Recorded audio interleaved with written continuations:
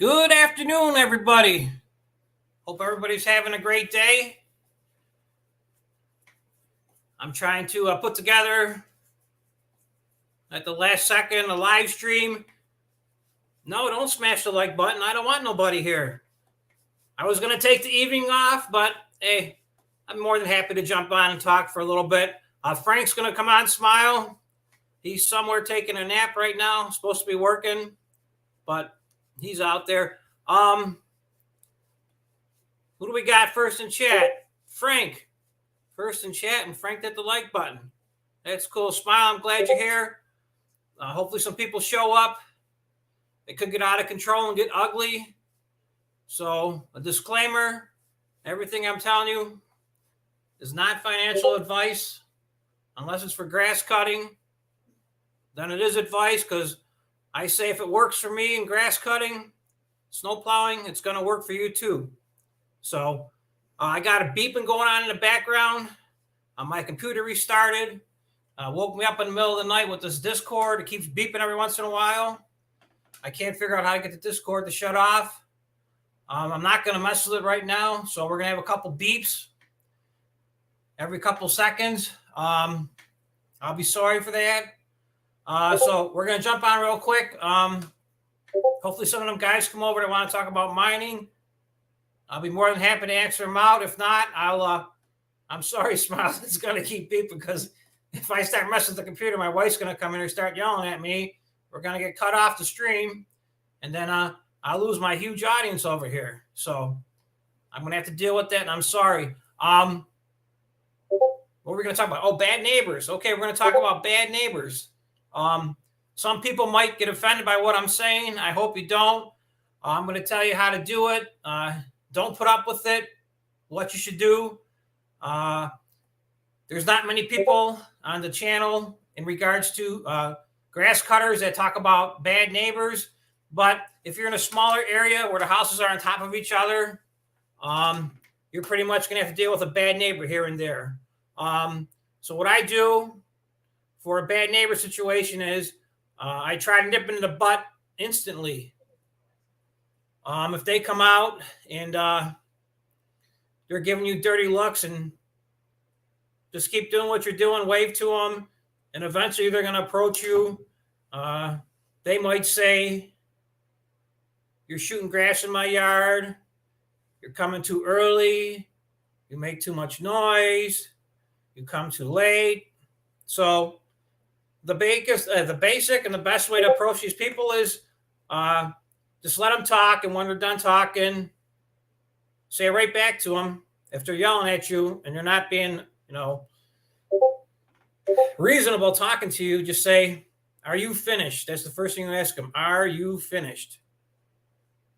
And either they're going to even blow up even more and get more madder, but you got to put them in their place and get them to shut up, basically. Mind their own business. So after you tell them, "Are you finished?"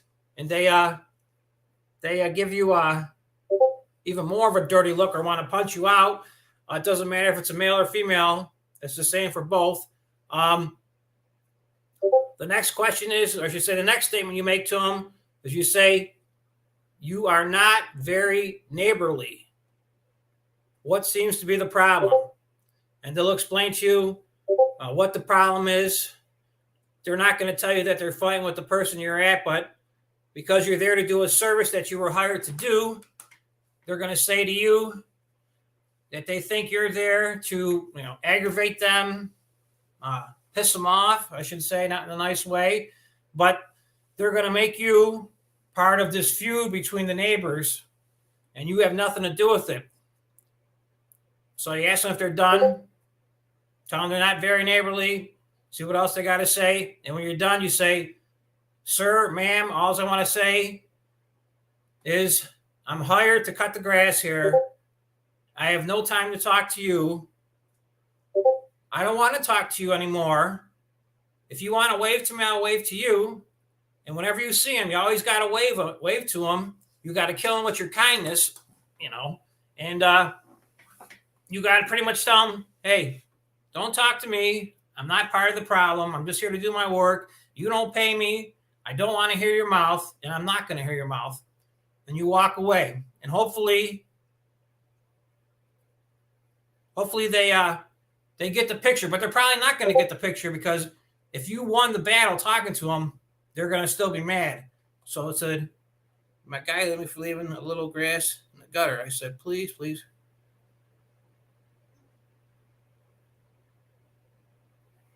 Okay.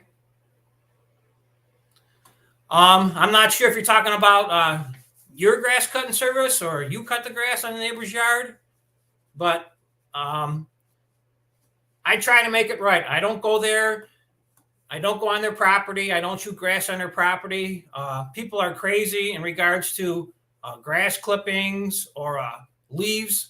I actually had a customer one time, a really nasty customer next door, and he actually told my customer when I was done, he also has a 6-foot privacy fence, that I was taking the grass, and I don't even bag the grass, and I was throwing it over the fence into his yard. So this guy's off his rocker. Really, really made me mad. I couldn't stand the guy.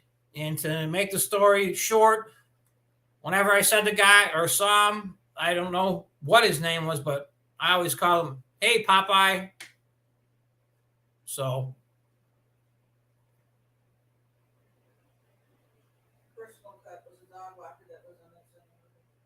Oh, okay.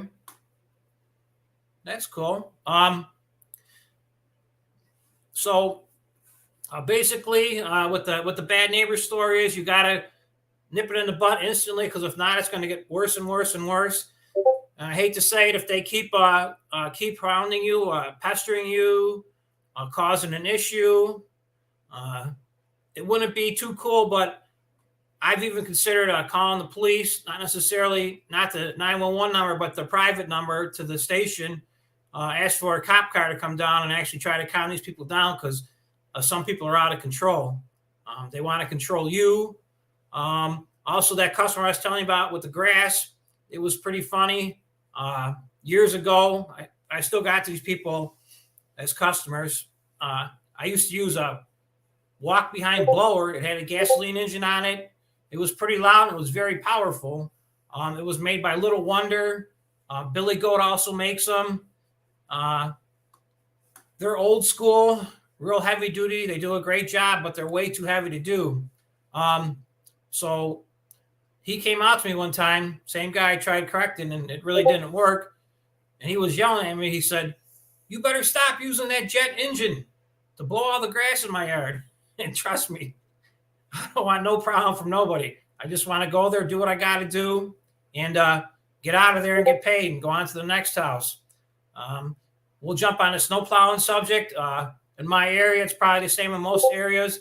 I know, Smile, you're from Florida, so you don't deal with snow, but I'll tell you a funny story. If I went to Miami and sold snow plowing contracts for the wintertime, it would never snow, but if I sold them to somebody, it would snow in Miami. So that's just the luck I got. But with the snow in our area, and I'm sure it's the same in most areas, you cannot push the snow across the street onto another property. The snow's got to stay on your property. When you clean up most of the driveways, you got to stack it on the aprons, because of the you can't block the sidewalks because you could slip and fall. It's just crazy. And so many people in our area, you're not supposed to, but they walk around with their snow blowers and they shoot all their snow back in the street after it's plowed. So it's a non-win situation. But with plowing, it's actually worse because nobody wants snow in their yard. That's for sure. Come on, get out of here. Go. Yeah, stupid cat. So that's just my quick little rant about bad customers. Make sure you address them.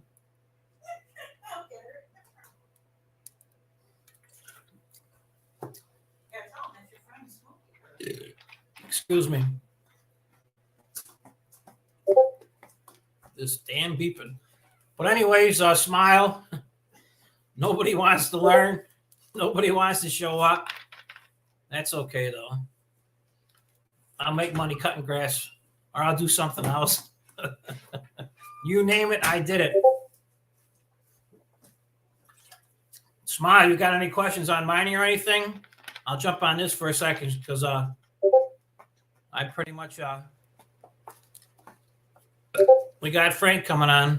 I'll pretty much I see you, Frank. Let me blow you up on here.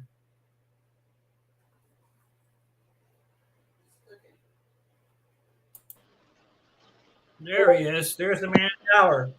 Smile, we got him. Hey, Frank, I'm really dragging my feet, trying to kill some time so you can get home. So hopefully some people will jump in. Are we live now? Yeah, we're live. Yep. I only got 4 in here. I just see you and Smile, and somebody's hiding in the background.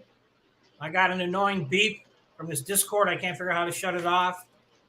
My computer restarted last night, and now I got to figure out how to get rid of these beeps, but I don't have time to figure it out now. So unfortunately, Hey, I hear beep. Are we up and running now? Are we live? Yeah, you can say whatever you want. Everybody can see you. Yep, you're the man. I get no audio. Hang on. Okay. You look good. I hear you. Why does it always give me such fits? On. Camera on. Okay, I see you. I hear you. You sound good. I can't say you look good, but I see you. I am not sure if I'm up and running on here. I hear your blinkers. Now it looks like you froze. Nope. Fun thing. Where did it go?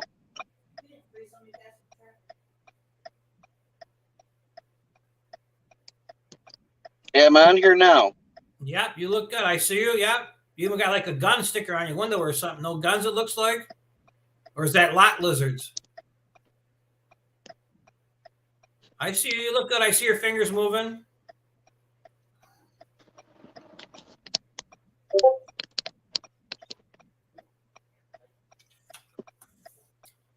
Smile, we're having technical. Paul, can you hear me? Yes. Yes, perfect.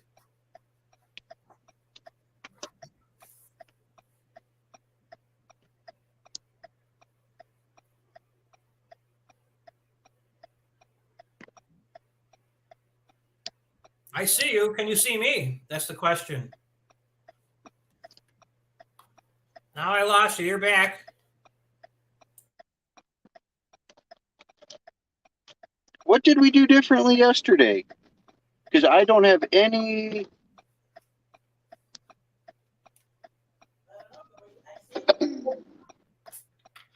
I see you fine. My wife says you look fine. I don't know. Can I hear you now? Smile. Can you see us? Yeah. That's a good one. Run. Okay. Hey, Smile, thank you. I'm not sure how long we're going to be on for. Now we're back in test mode. And if you want, I'll send you a link so you could jump on too. We got to get some more people here. But Smile, thank you for stopping.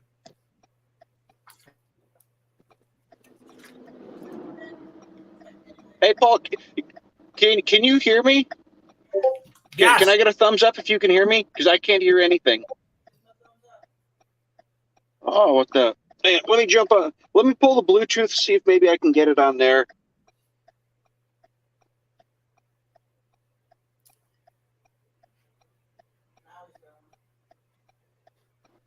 All right, let's see if I can hear you now. We hear you perfectly. I hear you. I can't hear anything. What did we do yesterday to get this working? You took that off. You shut that off, maybe? Your earpiece? Hey, I'm going to go out and come back in and try the link again. See if that pull. I didn't do the test last time, so let's try that again. Okay.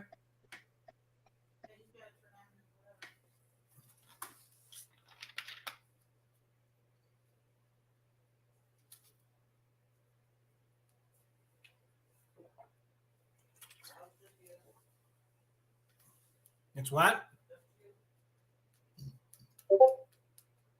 Yeah, just me, right? I thought I hit the mute button.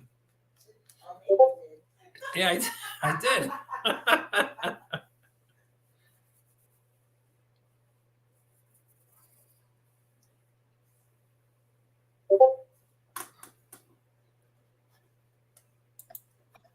Okay.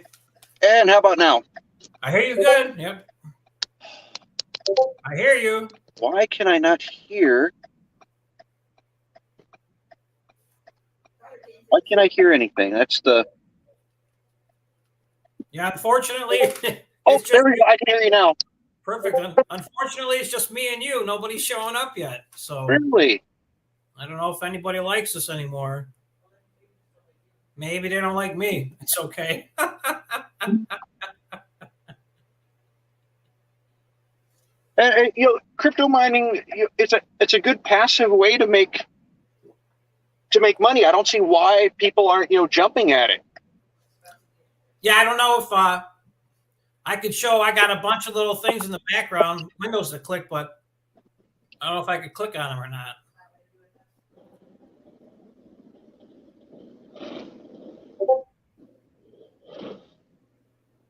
On your main computer, what kind of graphics card do you got? Like a 3060? You know what I'm talking about? A 3070, a 3080, or an AMD card? NVIDIA? Now I know my processors are risen. I don't know if that means that if I'm AMD or if that determines what kind of graphics card I'm running. I don't know. Okay. The processor doesn't mean nothing. You could use, excuse me, you could use any card with any processor. That don't mean nothing, a processor. Okay, yeah, it was a pre-built when I got it. I just went through. I bought it probably about 3 years ago, and I was looking through. I'm like, yeah, this is fairly close, top of the line. Maxed out everything on it. I'm like, yep, that's the one I'll get. Okay. You could do like video editing and everything on it? I can do video editing. I just, I don't think I have any software. My old computer, I had software for video editing. I haven't downloaded anything yet. I've got, different audio editing stuff. So I'm guessing the video wouldn't be too far from the same thing. I just hunt around and I find, a lot of the programs that I use are free programs. I just hunt around, check reviews, best free ones. Yeah. Yeah.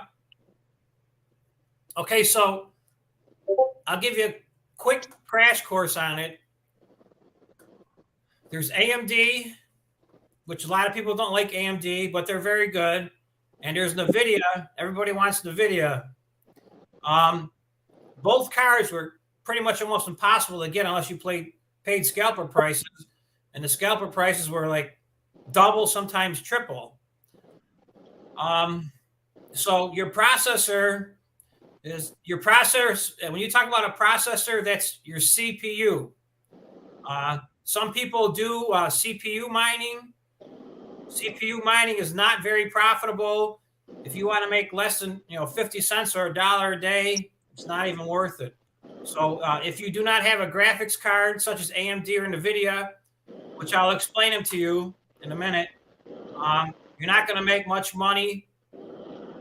I would consider it a waste of time. And like people that might try to mine on their cell phone, you wouldn't even make a couple pennies in a day. So that's not worth it at all in regards to CPU mining. That's what your processor, computer processing unit. GPU is a graphics card. That's the way to go. Because eventually mining is going to, the Ethereum mining is going to switch over to proof of stake. Right now, proof of work is what we're doing. And I do proof of work on Ethereum and Bitcoin. They're trying to switch Ethereum to 2.0, so it'll be proof of stake. And the only way you get paid through that is through staking the coin, Ethereum coin. But you have to have a lot of Ethereum coin. When I say a lot, I want to say, I think about 300 or 3,000. I don't know the exact number. And then you could start doing proof of stake. Proof of work is on the blockchain. Do you know what the blockchain is or no? Not really. I haven't delved too much into that. Okay, so what you're doing is you're solving mathematical equations on the blockchain, and once the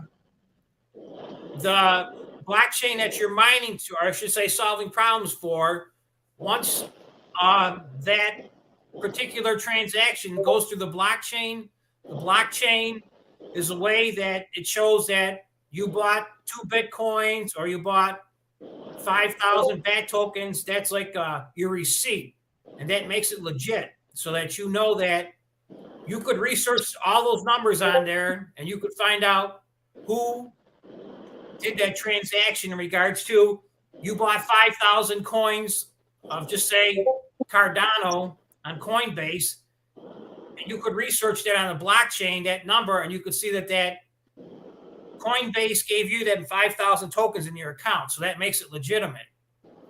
Without the blockchain, there's no way to show that it's a legitimate transaction.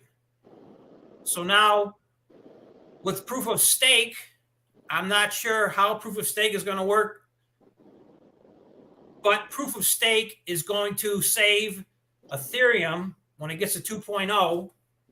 It's going to save Ethereum a lot of gas money. So it's going to give the miners no profit, but they're going to have more money for themselves because they're not going to have to pay the miner.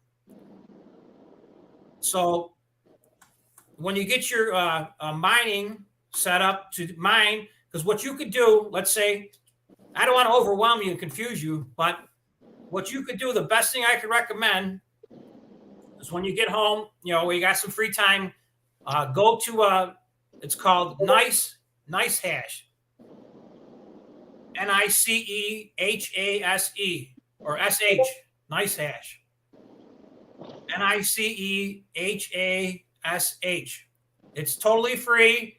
It's totally legit. I use it, and that's actually the easiest way to figure out and how to get into mining. And what that'll do is you click on that Nice Hash, and it'll actually run a program, and it'll tell you what you have available in regards to a graphics card, and it'll tell you what you would get paid on a daily 24-hour schedule.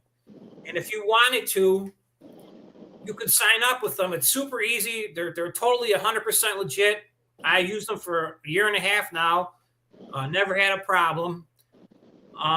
But that'll tell you what your actual computer has, or you're pretty knowledgeable on computers. So if you went to system info, it would tell you what kind of graphics card you got.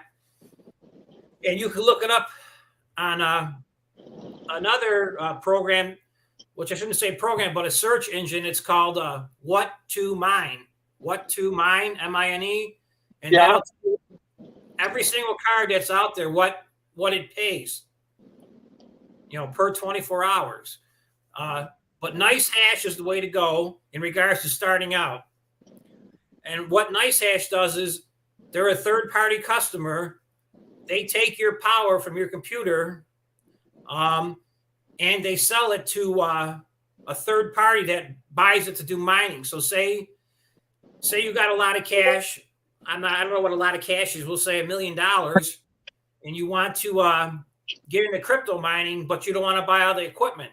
So you would set up a deal with Nice Hash, because like I said, they're legitimate, and there's other companies out there too, and they'll take your $1 million and they'll mine for them, and they'll give them some money back in return. And then in return, they make money, and also I make money off of Nice Hash. So if you go to that What to Mine with the on the what tells you each card is worth. So say for instance, I'll throw a number at you. Say your one graphics card makes you $5 a day. So if you mine straight, because if you mine Ethereum, there's a lot of different coins out there to mine. I'll talk about different algorithms to tell you what those are. But Nice Hash will take So say you make $5 off of Nice Hash. Nice Hash is going to take maybe 20 or 25 cents off that $5 and keep it for themselves. So they're making money off your power, and then they're selling your power to other people to solve equations on the blockchain to make it legitimate. But I like Nice Hash because Nice Hash is so easy. It's as easy as could be. They actually have live help, and when I choose to get paid, because you're mining Ethereum on Nice Hash, because that's the most profitable coin. But instead of getting paid in Ethereum, which you could choose what you want to get paid in, I get paid in Bitcoin. And I want to get paid in Bitcoin because Bitcoin is a SHA-256 rhythm, a SHA-256.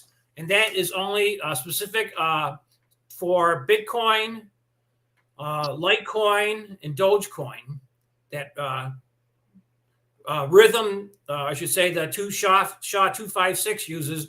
And that's kind of like a program that it just reads that one program, and that's it. It can't read nothing else. But by getting paid in Bitcoin, because I believe Bitcoin is going to be worth a lot, the most, I'm collecting Bitcoin. So that's the easiest way with the Nice Hash. And then in regards to, I mine straight Ethereum, and I might make an extra 25 cents a day, maybe a couple cents more, maybe 40 cents a day.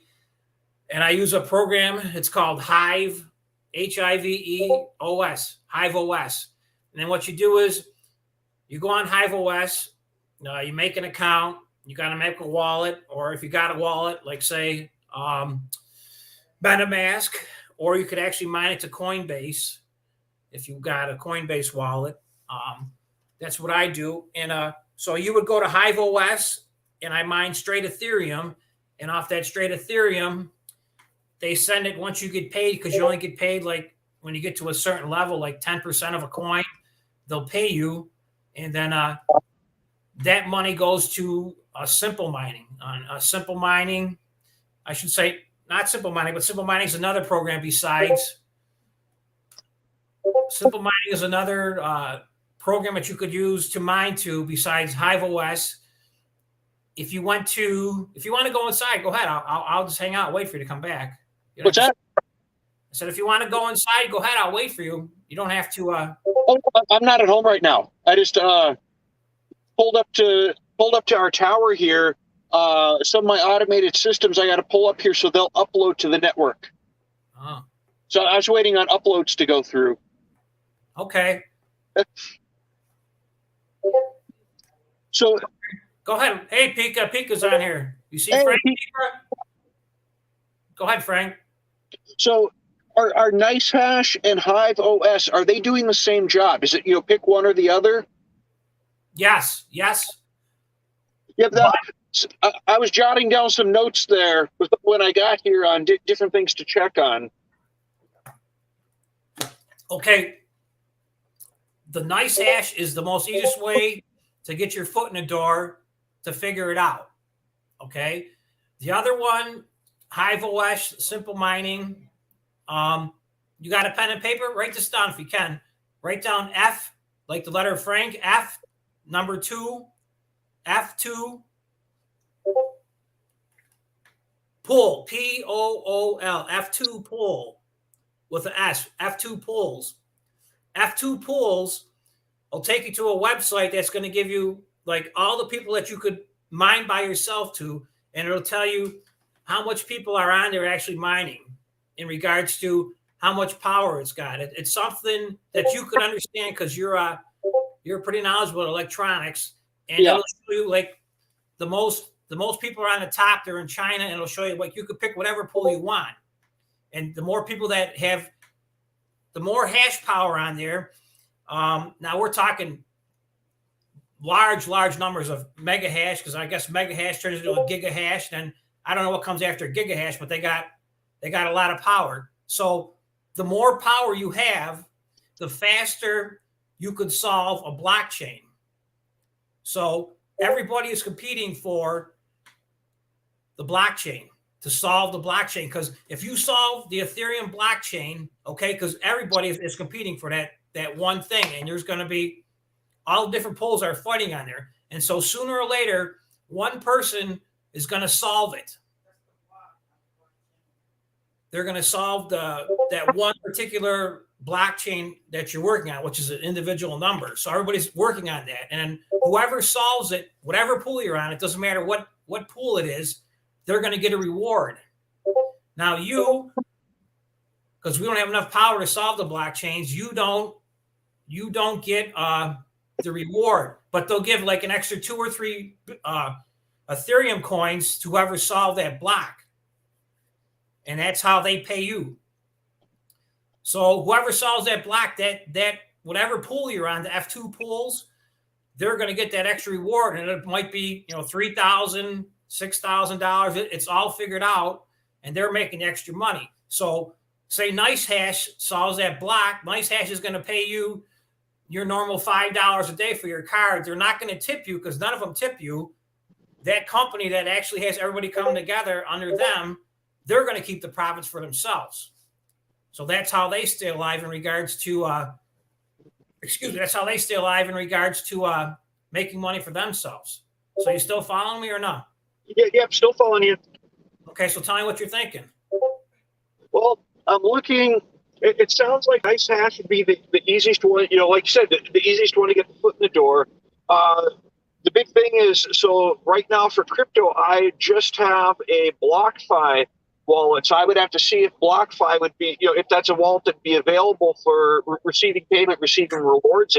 It does have Ethereum in it, but I don't know if it's like a depository thing to where it'll add the coins to my wallet for mining. I don't know if it's an actual mining or if it's just a wallet for holding. So I'm going to have to do a little bit of research on that. Okay, so with NiceHash, NiceHash, they have their own wallet. So when you NiceHash, you get paid every 4 hours. That's 6 times a day you get paid, and they got a program that you are really distorted. I'm getting a bunch of feedback off your mic.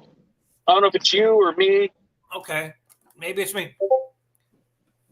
NiceHash has their own wallet built into the system, so you do not need your own wallet to actually get on and mine with NiceHash. With the other ones like Simple Mining or Hive OS, you need your own wallet. So don't worry about the wallet thing. If you go to NiceHash, NiceHash has their own wallet, and I've been mining on it for about 1.5 years, and I've never taken nothing out of the NiceHash wallet that I got. You look at it every day. You get paid 6 times a day, every 4 hours, and it shows up in the wallet. And it'll show you every day, and it fluctuates with the price. Like, say, I got 12% of Bitcoin in my wallet. So say Bitcoin's at $42,000. So I got $4,200 in there plus an extra 2%. So I got almost 5,000 in there. And then all of a sudden the next day, Bitcoin goes down to 35,000. Well, that price goes down every day or it goes up. So whenever you want, you could take that money out of the NiceHash wallet and you could transfer to, say, Coinbase or whatever wallet you got. See, I live in New York, so you can't do nothing up here. Everything's regulated. Yeah. We only get if you want to do any kind of crazy coins, you got to get a trust wallet to do that. And all I can get in New York, legally in New York, is Coinbase or Gemini, which I got both, or Robinhood. You can do Robinhood too. But NiceHash, that's the easiest way to go. And you just let your money sit in a wallet. Now, you're going to talk to some people and they're going to say, oh, I don't leave no money in my NiceHash wallet in case it gets hacked, which it's been hacked in the past. But they did make it right with the people that got hacked by reimbursing their account, but it took a little time. So some people choose to withdraw their money from NiceHash and actually put it in their wallet, so they feel safer. But I don't agree with that. I mean, because every time you take your money out of NiceHash and try putting it into your Coinbase or into your whatever wallet you might use, there's always a fee in charge, a gas fee. So, do you know what an Ethereum gas fee is? I've heard talk of them. I understand the principle. behind it, whether you're buying or selling or any kind of transfer. Yeah. Just it's some kind of a fee they hit you with for whatever reason. I've heard the term. I kind of know a bit about it, but like I said, I'm fairly new to crypto. This is so you're giving me a wealth of knowledge here. So, But okay, hey, 1 second, Frank. Hey, Sandy, can you give me something to drink, please? But Frank, it's super, super easy. I mean, don't be discouraged. I mean, it's you could teach a 5-year-old how to do it. But anyways, I'm trying to figure out where I was going with this statement. just how the gas fees would pile up if you're constantly moving it. Every time you move it, you're getting hit with a gas fee. Yeah, and gas fees are super expensive. That's why. Yeah, I'll take some of that. I don't want to change the subject, but gas fees, like say, we're going to talk about NFTs. You know what I'm talking about? Non-fungible tokens. Yeah. I don't. Okay, I think they're a big waste of money. Because I'm going to tell you why I think you could process it if you don't have to comment on it. NFTs, people who are making these NFTs, in my opinion, they're pretty much worthless. And all the people making the NFTs, all they want to get is your Ethereum. And once they get your Ethereum's worth a lot more than what they're actually, selling to you. Because how many people want to get a Claybro NFT in the real world? Not many. I'm not saying that to be disrespectful. I'm just saying that you might be able to sell it to, say, me for some crazy money, but to anybody else, they don't want it. So all the NFT people are going after is your Ethereum. So when I see people coming on Clay's channel and they're hyping, this bunny coin or this bunny whatever, and any type of NFT, just the creator of the NFT, they want to get your money. Your Ethereum, not your money, but your Ethereum. Because like I said, that's the number 2 crypto, and it's worth the second most amount of money.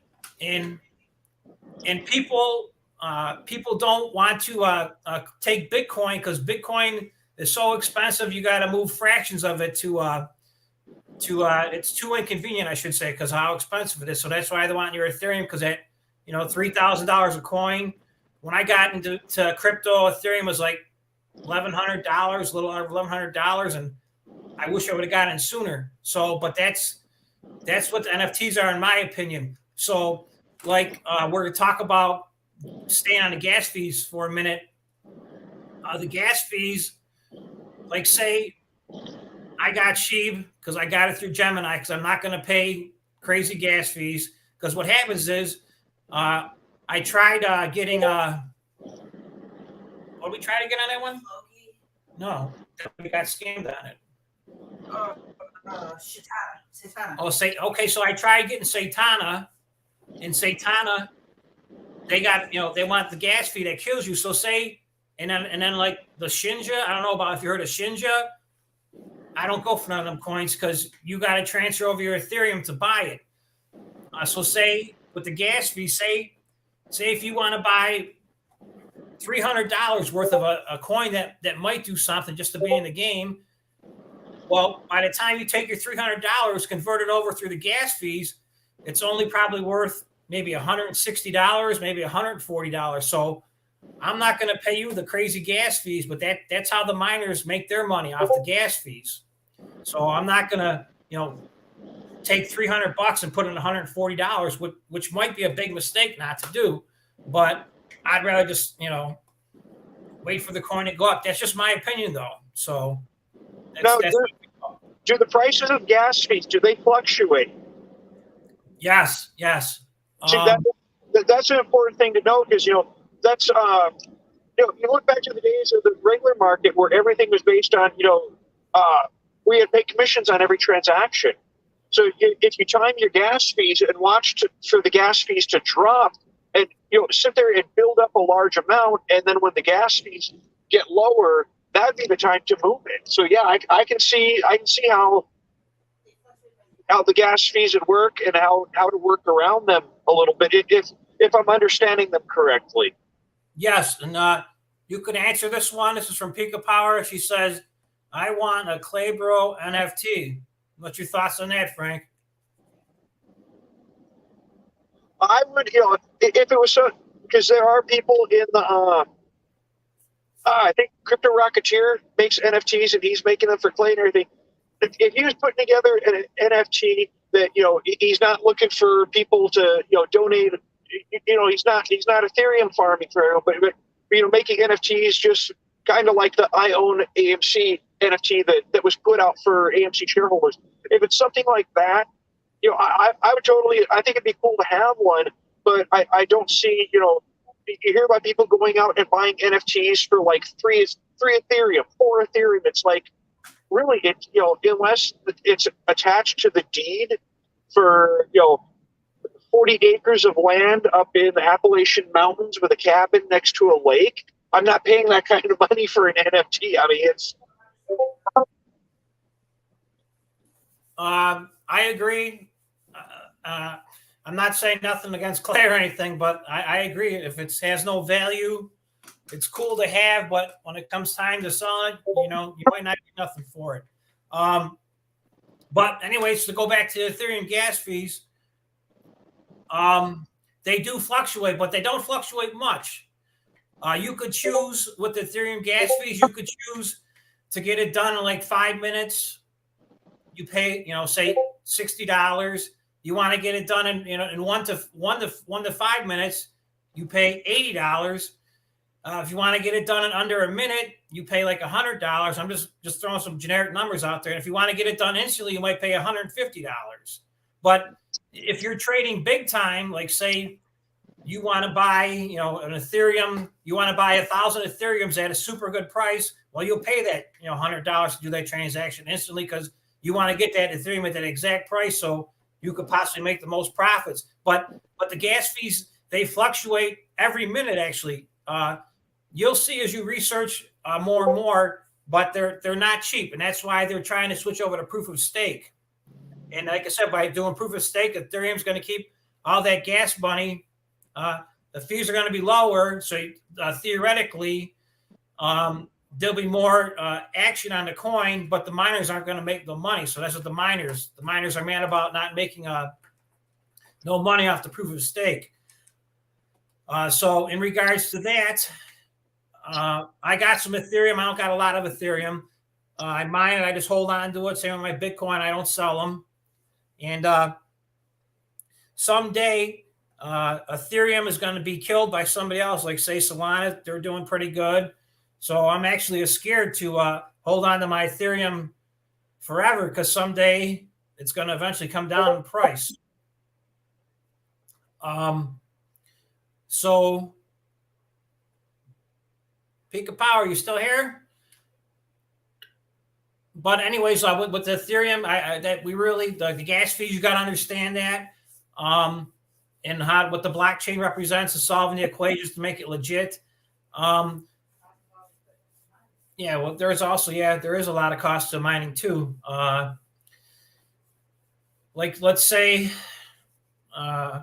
you know what a mining rig is. You ever see a picture of a mining rig? There is a guy who lives here in my town. Funny story. Part of my job is tracking interference that comes down the main line, and Okay. a lot of times it's a loose connector as a result, and over air frequencies leak into the cable plant and go and start messing with our equipment. Well, we ended up we're in my town and we're tracking out this stray signal coming in. Coming to find out, it was the guy's mining rig was blowing back power onto our cable TV lines. Nice. Pika's still here. Pika, keep going. I'm listening. Go. So he had a rig running, and he's like, everything's legit here. This is just. I'm like, I recognized what it was because he's had rack upon rack there, so I knew what he was doing, and there was no worry for that. It's just the fact we had to go and put a filter on one of his lines just to knock out that stray signal that was taking out internet traffic. That's pretty interesting because I have a Spectrum cable where I live. I use, and I just plug my Ethernet cord into my wireless router, and it works pretty good. I never had no problems, but I know nothing about in regards to your cable measurements that you're taking. But a mining rig, it's pretty much like a snowball effect. Like you get one card and you make a couple dollars, and the next thing you know, you buy 2 cards and you make a couple more dollars. I'm working at work, so I'm working on a project as we speak. That's cool. I'm still listening. I got to start my gas pumping real fast. Yep, I'm going to go to the bathroom for a second. I'll be back in 20 seconds. Okay.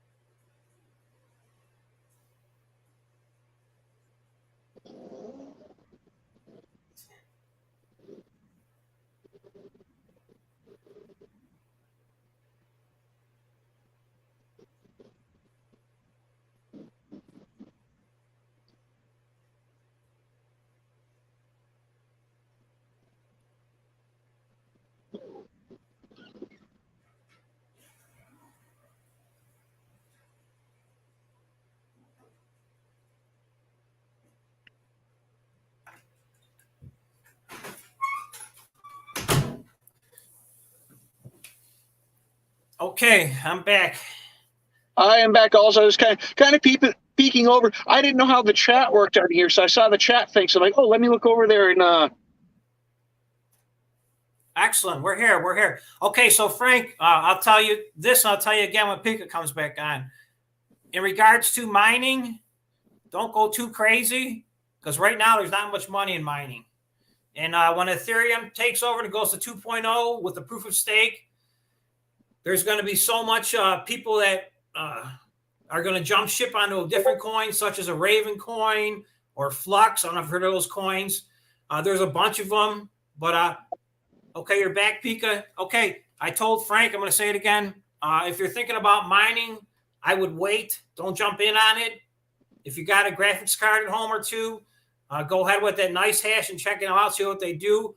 Because once Ethereum goes to proof of stake, because right now it's proof of work, there's going to be so many people mining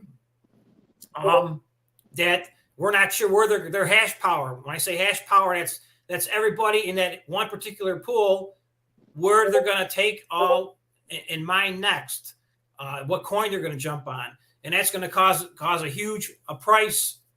I don't want to say a price decline, but it's probably going to happen, because you're going to have, instead of having 10 million people mining, the coin, and they're making, say, $1 a day. Now, say you got 100 million people jumping on it, you might only make 30 cents a day off of it. But I'm not sure where it's going to go. So right now,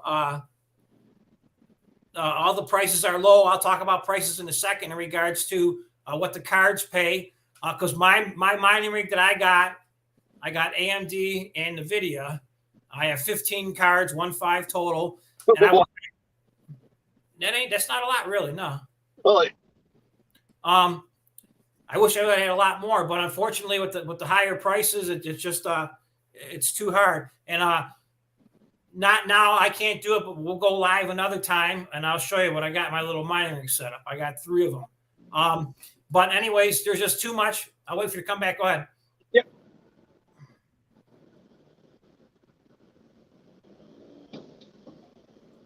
Pika, what the best thing to do is go to type on your Google search, nice hash, one word, NICEHASH, and it'll tell you, you just click on it, it'll scan your computer and tell you what you got and what it could make. I wouldn't build no rigs right now, and I definitely wouldn't buy no rigs right now, because the market's so uncertain. So, Frank, I'm just a small little guy mining. I got 500 mega hash. That's not much. In a mega hash, I should say, every mega hash should pay 10 cents a day. So I have about 500 mega hash, which isn't big.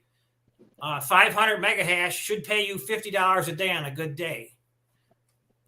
But over the last couple months, it's been going down and down, because crypto prices are going down. And instead of making $50 a day, I probably am getting around $30 to $32 a day. and that's just actually sitting there running. So that's okay. So say you're making $32 a day, you also got to figure out how much your electric bill is going to go up. Yeah, that was going to be one of my questions later on. Yeah. So my electric bill here, I got 2 horse barns. I got a real small farmhouse. I got the lights on for the horses almost all the time, except at night when they're sleeping. I got an old farmhouse. I don't know if you've ever seen any of my other. Go ahead, answer it. I'll wait. No, it was a spam call.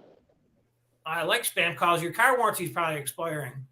Yeah. You miss out.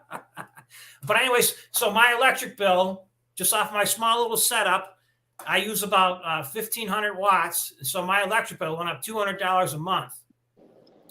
So some people will take their mining money that they make and they'll sell it. Now, take in regards to when you take your crypto money, which is, there's so many different laws of crypto money. It's crazy with crypto mining. They want you to report it, which is all legitimate. So you got to report it. And it's considered another tax you got to pay because it's like a small, you're considered like you're an income. It's like you're actually an employee of that crypto mining. So you gotta claim that. So every time you move your money around, they know what you're moving. They could figure it out in regards to the blockchain. So some people will sell their cryptocurrency to pay for their electric bill, and I don't do that though because I'm fortunate enough that I'm able to absorb the cost of the extra $200 a month, and I just keep all those coins, so that hopefully someday they're going to go up.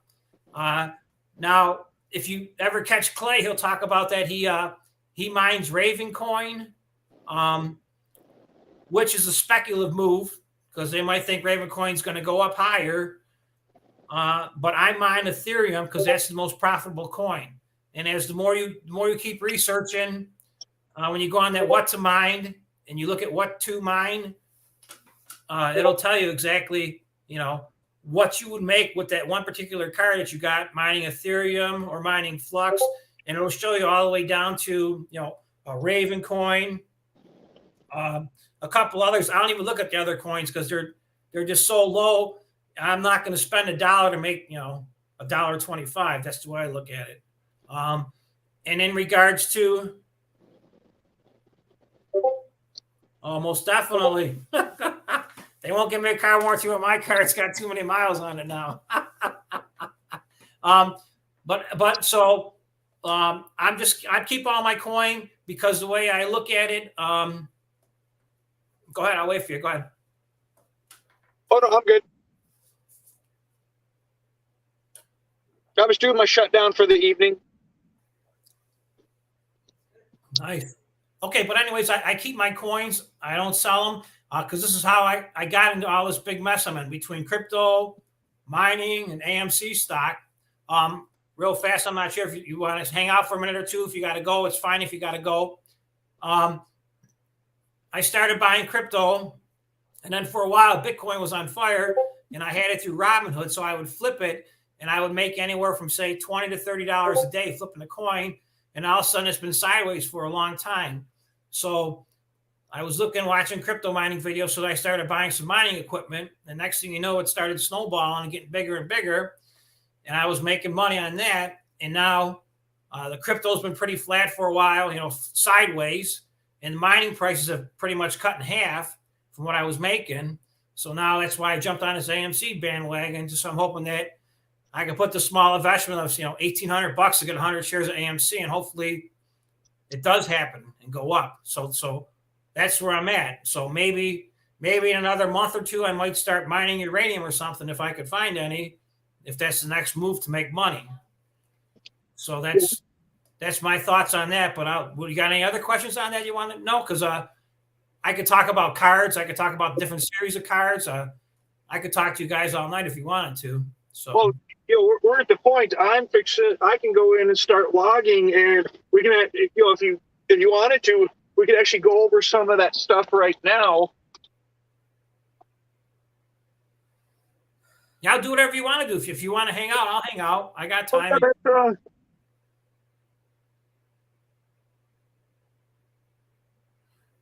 A digital wallet.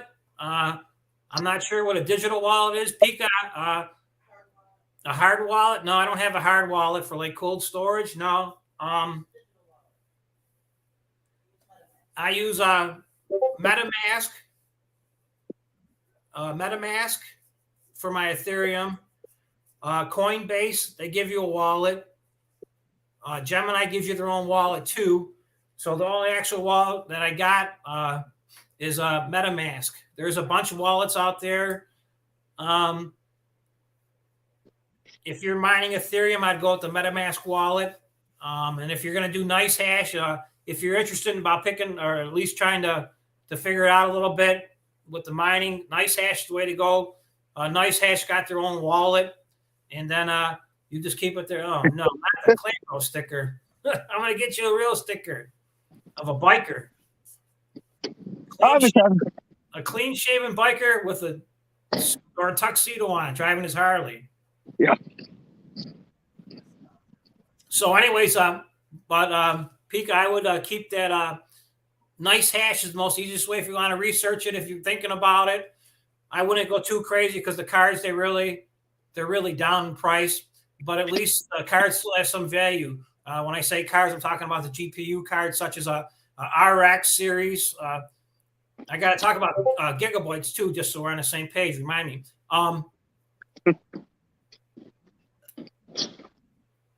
But don't go too crazy. Don't jump in because chances are you might be sorry in regards to chasing the cards. But anyways, you know about 2 gigabyte, 4 gigabyte, 6 gigabyte. You know what I'm talking about? 8 gigabytes. Yeah. On cards, you know what those are? Okay, because many cards, if you want to mine Ethereum, it has to be a 6 gigabyte or higher.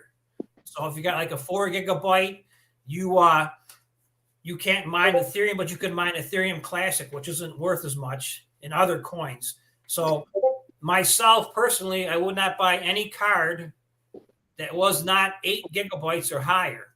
The more gigabytes, the more you're going to pay. But in the long run, you're going to be safer because the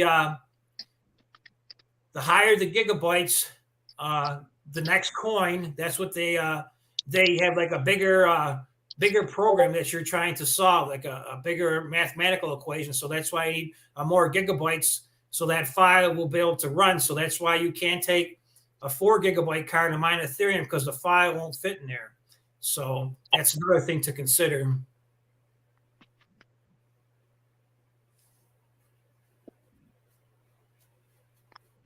I'm not sure what that wallet is, Pika. I live in New York. We got a lot of dumb laws up here, so I'll research that cold storage wallet for extra security. In regards to extra security, I think you're pretty safe because it's just about impossible to figure out those 12 passwords that they give you because they're so random. I mean, if you lost those 12 passwords, you're in trouble, though, because you can never get into your wallet, no matter what you got for security-wise. 8 gigabyte or higher. So 8 gigabyte, 12 gigabytes, and some of the other cards are getting crazy. So I'm going to jump on it. I'll talk about the different cards. On AMD, they started out in the 300 series. I still got some 480, 8 gigabytes, which is a little bit newer. On that What to Mine, it'll tell you how old the cards are. I got 580s, and then they came out now with the newer series, AMD, and they're like 6600, 6700, 6800, 6900. They're pretty pricey, though, the newer cards. And then if you went to AMD, I'm not AMD, but NVIDIA, which is like the RTX series, they started out back in the day with the 10, like a 1060, a 1070, a 1080. Then they got a little newer, and they went to a 2060, a 2070, a 2080. And currently we're at the 30 series. The 30 series, I see it perfectly. I see it good. The 30 series, they went from 3060s to 3070s to 3080s to the big dog right now is a 3090. But a 3090 right now, you're probably going to pay $2,500, $2,000 to $2,500 for the card, and when it was going good, it was making $10 a day, and now I want to say it's down to about $5 or $6. So that's really way, in my opinion, return on your investment. I'll talk about return on your investment. And if you look around at the cards now, the videos coming out with 4,000 series, they kind of leaked out. And if you're really interested in finding somebody, Pika, like Frank or myself, that's a smaller guy and like takes time to explain. One guy I do watch, his name is Brandon Coin. He's pretty good. There's another guy, his name is Vosk, Vosk Coin. He's pretty good. And I can't think of that guy. What's that kid from Texas we watch all the time? Oh, Son of a Tech's another guy, Son of a Tech. He was an actual IT guy. He's pretty knowledgeable too. So I recommend those three. Brandon Coin, Voss Coin. Voss started forever, and he started out small, and he mines out of his house. So does Brandon Coin. And Son of a Tech. Son of a Tech actually made his own little farm. And there's another good guy too that's a lot bigger, but he's super knowledgeable, and he does a lot of live streams. And you could get on the live stream and he'll answer some questions. His name is Bits Be Trippin', BBT, Bits Be Trippin'. So those are four guys that could point you in the right direction. But talk about return on investment. So return on investment is how quickly you get your money back. I would say I used to try to stay under 6 months, but now with return on investment and the prices being lower, it might take you 8 or 9 months. Anything longer than that, I'm really too scared to buy, because with Ethereum going to proof of stake, I'm worried about it. It's going to take too long to make the investment. Yeah, Brandon Coin. Yep, it's one word. He's probably in his mid-30s. He's from North Carolina. He's knowledgeable, and if you comment on it, you get his phone number through WhatsApp, so you can call him if you want. Ask for Clay, though. See what he says. But he's pretty knowledgeable. But I could pretty much, answer any questions in regards to that. He's got more knowledge, though, also of troubleshooting mining rig problems. All I could say is if you've got problems with your mining rig, probably the thing that works the best is just turn it off, give it a couple minutes, and restart it, and keep your fingers crossed, and hopefully that'll work. Frank, what you got going on over there? So yeah, I'm looking right now. I am on the what to mine. I've entered. Okay, it'll ask you. It'll say, like, in the top, it'll say ASIC. You don't want to do ASIC. ASIC. ASIC stands for Application Specific Integrated Circuit. Yeah. ASIC only mines one thing, and most of them are Bitcoin miners. They are making some Ethereum miners, but I'd be worried about the Ethereum miner, because if it crashes in regards to a proof of stake, you might buy a $10,000 equipment and it might die tomorrow in regards to, because it's only set up to mine just one specific algorithm. And the algorithm is whatever, I'm not computer savvy, but it's whatever code that they built in the program to figure it out. So that's what an ASIC. So, am I looking for hash per second and watts? Am I looking for higher numbers there? Okay, so just do this. Are you still on What's Mine? If you are, click on, it'll say GPU. Yeah, I'm on GPU. I've already selected the 1060 because I'm running a NVIDIA GeForce GTX 1060. So I selected that, clicked 1 because that's how many GPUs I have. I hit the clicked on it, and now it gave me. I've got the Ethash 4G, Zhash, CN Heavy. I've got everything laid out, and it has the H per S, which I'm guessing is hash per second. Yeah, that's true. That's a real old card you got. It's not going to pay much. It's 4 gigabytes, I think you said. I don't know. 6 gig. Okay, it's 6. So if you were able to, I think I look worse now. Put all the lights on. I'm looking on that. Better. But anyways, it'll tell you now. It'll say how much Hey, Jack, how are you? Nice to see you.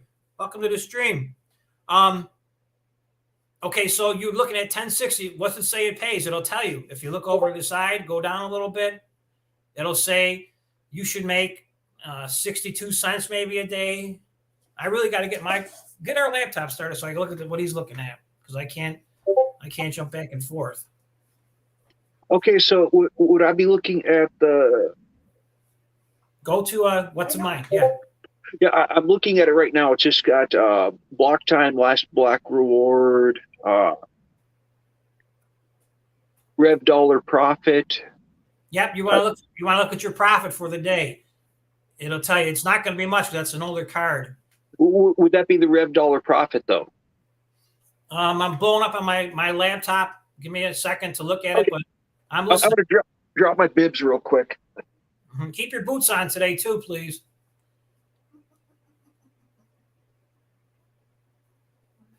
He said he's looking up 1060. Hey, Jack, how are you? Got any questions? I'll answer them for you. You could ask me anything. I might have an answer for you. If I don't, I'll tell you. Oh, you're on Clay. We got Jack. This is Frank CFV, and we got Pika Power in here. Jack saw us on Clay's YouTube. Excellent. Welcome, Jack. I would try to give you a thumbs up, but I can't work the computer. Okay, she's loading it up right now. So you said you got a 1060? Yeah. Wow. So I'm looking at it, and it has I just need to know which column I'm looking at, because the revenue dollar profit, it's showing me $2.47. That's about right. Okay, hang on a second. Hey, Pika Power, you got a question? I'm not sure if you can take a peek at it. He wants to know, Jack says, or he's going to be the king. Are you going to make him king? I'm going down. I got my laptop here. Okay, I got to click on what card you got. Hang on a second. Show more. You got 1060.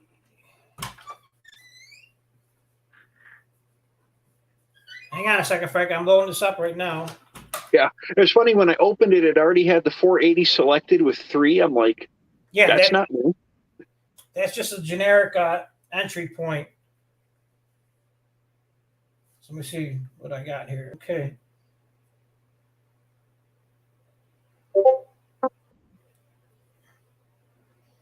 Okay, just so we're gotta move this over so I can see. No, I'm not the king. No, I'm not the king. I don't want to be the king. That gives me more responsibilities. Make Frank the king. Okay, we got 1060. That's all we want to show.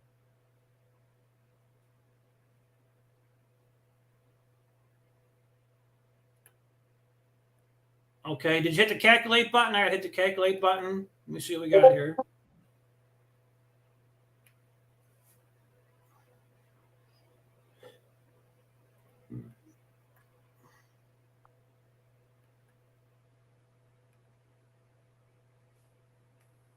Mine ain't showing no price. Does yours pop up? Does it say a nice hash cockatoo 31, then nice hash cockatoo, and then Psycho, nice hash beam V3? You getting any of them or no? Yeah, let me I can actually flip you around here. Okay, scroll down a little and see what you got. I'm on that page. Yeah, I've been on this site many times.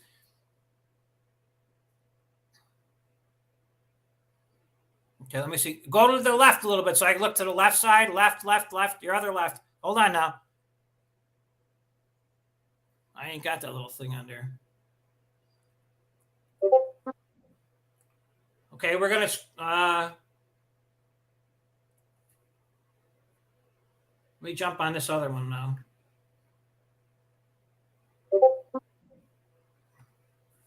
Okay, Frank, do this now. Just so we can figure this out together. Go all the way to the right on the top. It says GPU, and then where you're highlighted on your tab, go 1, 2, 3, 4. Slide over to the other GPU. It says GPU, Asic, new coins, Ethereum Plus, Miner, and click on GPUs.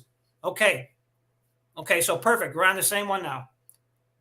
Okay, now green is NVIDIA, which is a 1060s NVIDIA, and So keep going down the page. Keep going down. It's going to be towards the bottom because it's old. So look for green, and it'll say 1060. Okay, so it says right here, did you find it? It's almost towards the bottom. It says NVIDIA GeForce GTX 1060 6 gigabyte. Right there. You see what I'm saying? 1066 gigabyte. It was made in October of 2016. It gets 22 mega hash a second.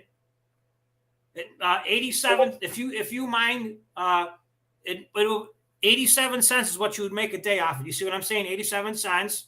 Yep. And then next to it, it figures in for power. So if you paid for power out of it, you would make 65 cents. And then you go over here a bit more, and it says if you did Ethereum just straight, like I was telling about doing it yourself on Simple Mining or Hive OS, you would make 65 cents a day after power. And if you went and did it through Nice Hash, you only get 62 cents a day, because that Nice Hash is taking that 3 cents out as their fee for you to use their system. That's like what they charge you to stay in business. You following me or no? Yep. Yep, I'm following.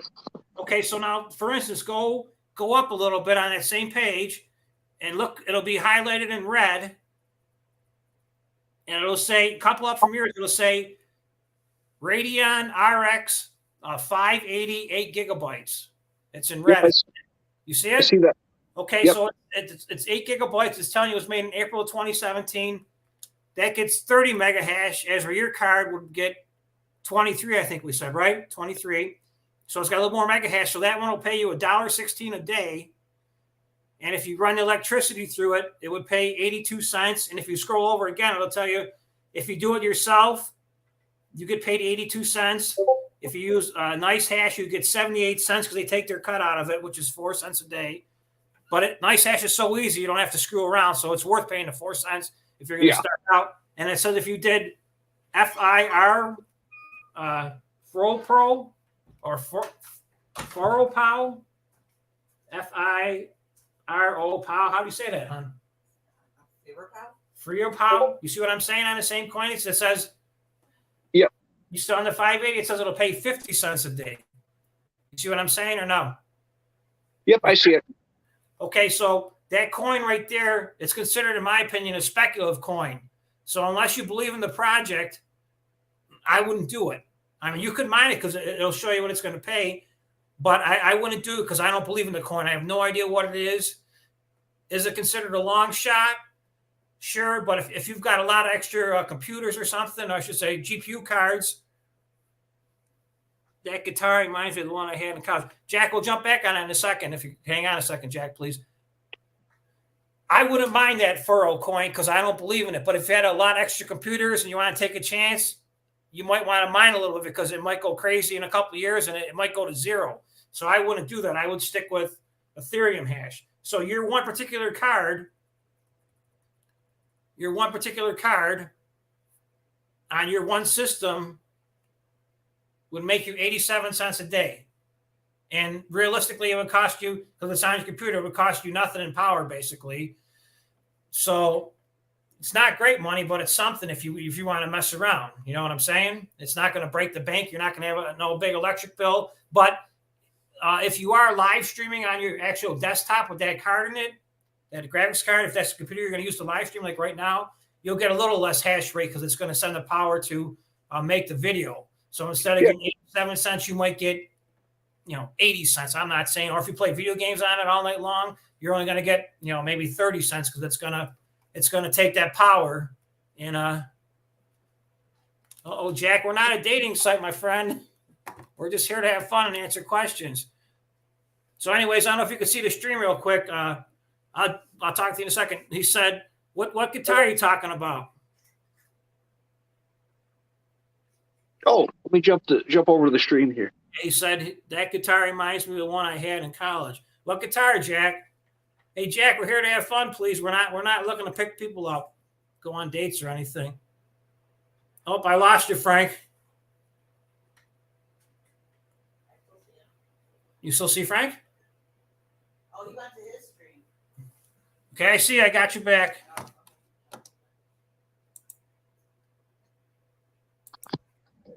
Okay. Okay, so hit me with some questions and ask me what you're thinking. I don't know what you're thinking. Oh, sorry. I'm actually looking through NiceHash right now. Okay, cool. Yeah. It'll run a scan for you. It'll do it for you, and it'll tell you what you got. And if it asks you if you want to mine off your CPU,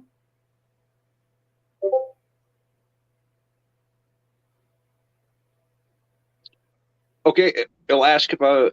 Hang on, I'm trying to get this. For some reason, it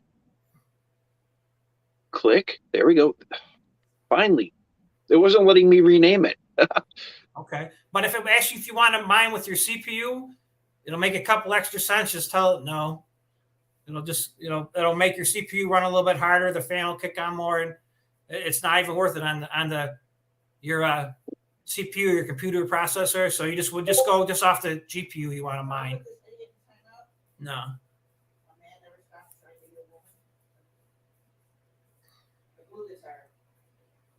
The blue guitar.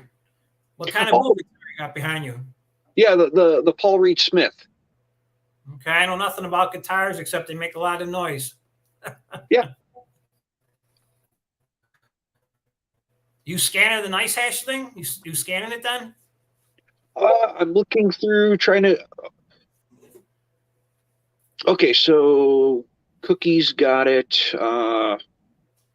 Yeah, they're legit. They're not gonna give you no viruses. They're totally legit. So click on Get Started, I'm assuming. Yeah. Okay. We will use you. No, I want to type in my own password quick. Oh.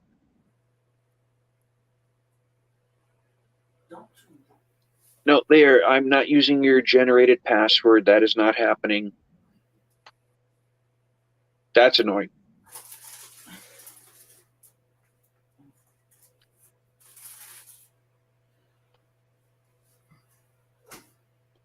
Pika, my friend, just let it go. Don't worry about it. Just don't say nothing, please.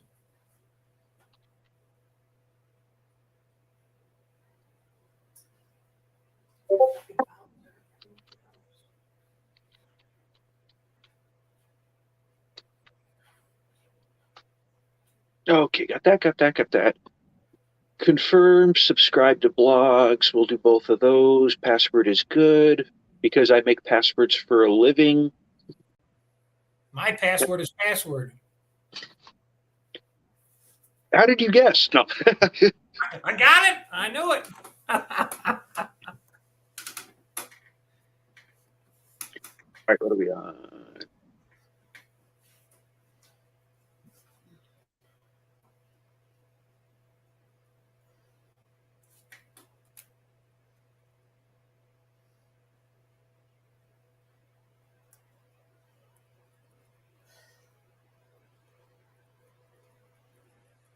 Darn it.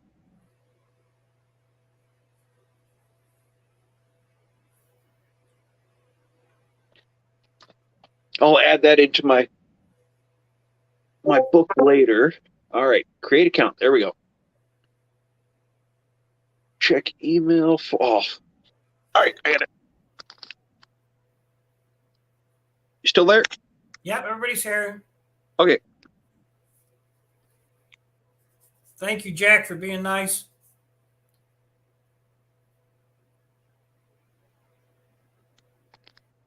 Oh, wow. Big verification code.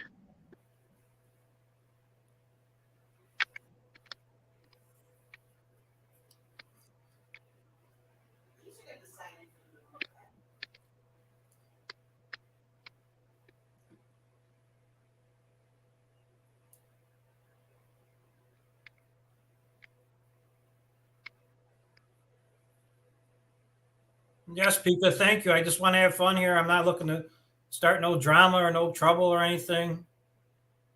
Gonna have to make a new mode or a new logo. Hashtag more drama than the baby's mama. Oh, Yeah, you froze up, Frank. So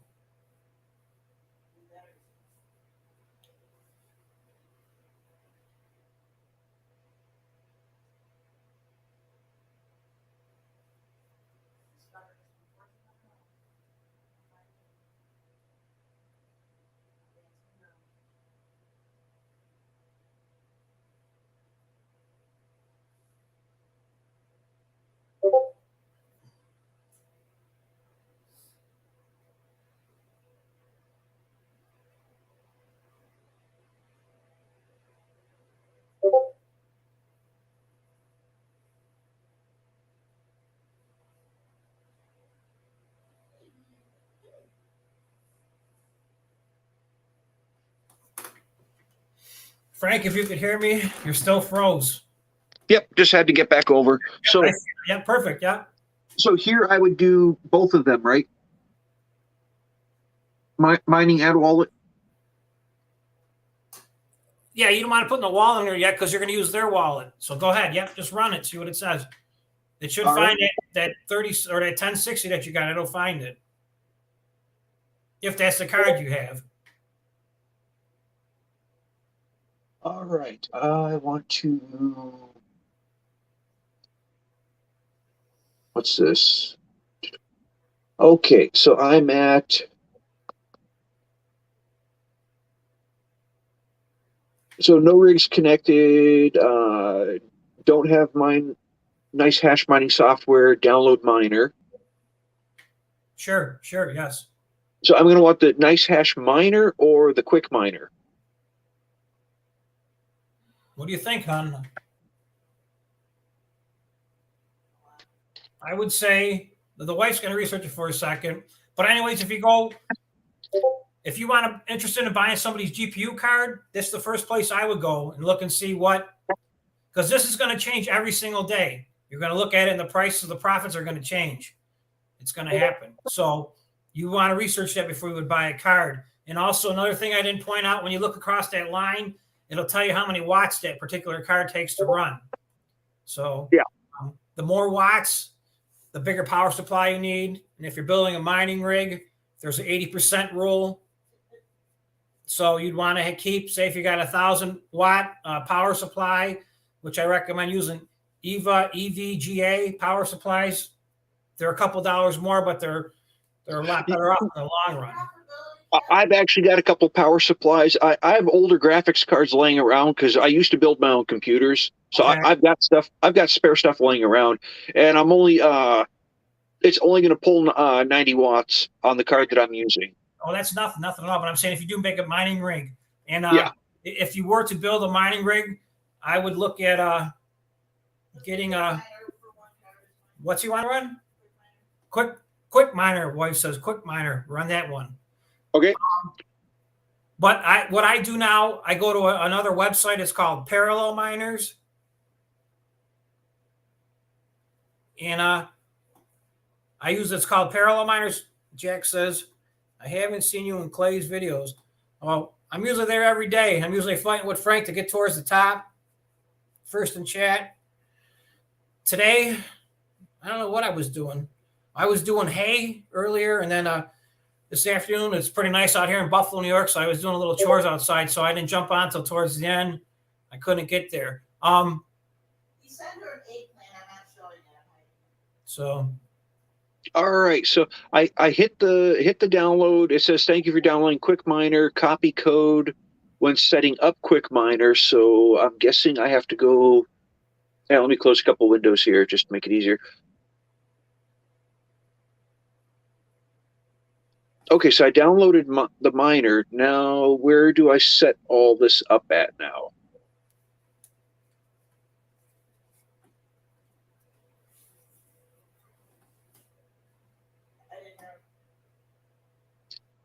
Manage rig and view stats. Would that be the next? Yeah, that should pretty much walk you right through it on it because they want to make it as simple as possible.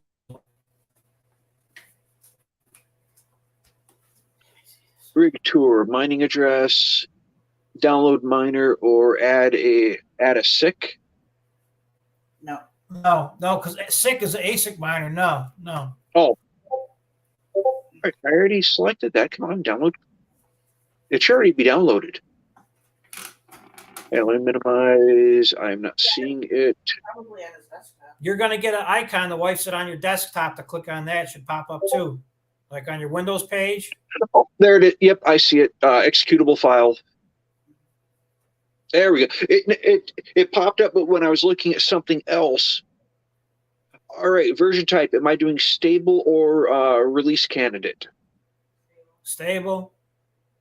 My wife should answer questions. I'm at least 18. Apply for optimize light for all devices. I'm actually to run this on my C drive.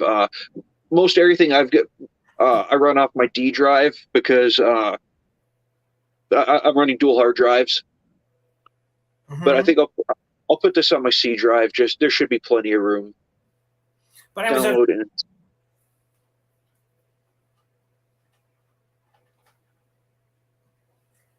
Successfully installed. Thank you for your support. Well, invalid NVIDIA driver version minimum. Okay. Really? no biggie, no rush. Yeah. Anyway, so drop back to that power supply thing. Do I sound like I'm shouting at you just out of curiosity? Not really. No. Okay. You for power supplies, I was telling you about a parallel miner, and I use what's called a power server, and I guess a power server was taken out of like old towers from a couple of years ago. They're a way to go. They're a lot cheaper, and they're like maybe 800 watts, but they're only like $40. You can buy longer cables when you run graphics cards to make a mining rig, but that's the way to go in regards to being cheaper. There's you know about power. You don't want to put 1,000 watts and use 1,000 watts. You want to try to keep it at 80 or 80% of whatever you're working at. And if you want to talk about, I'm sure you know about 15 amp circuits versus the 20 amp 110 line versus a 30 amp 220 line 50 amps. I know about that. I'm not an electrician, but I figured it out. Video drivers. Let me jump over to NVIDIA real quick, get my drivers updated.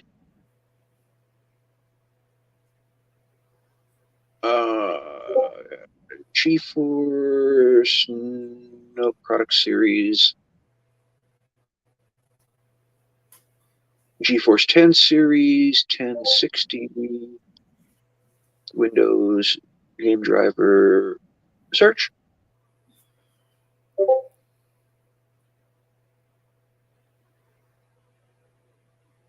$511. I think that. Oh, it didn't tell me which one. Is that still up? Okay. Just download.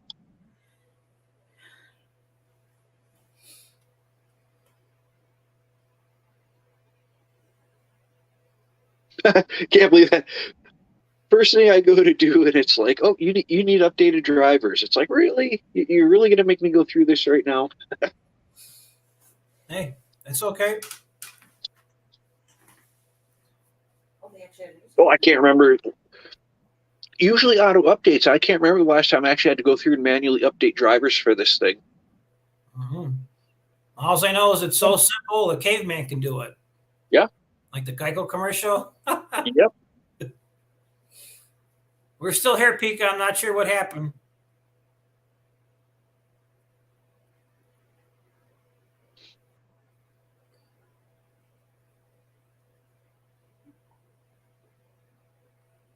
That guy probably said put him on display his eggplant. That's okay.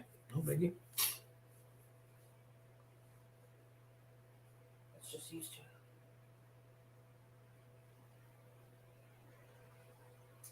Well, I'm not saying it.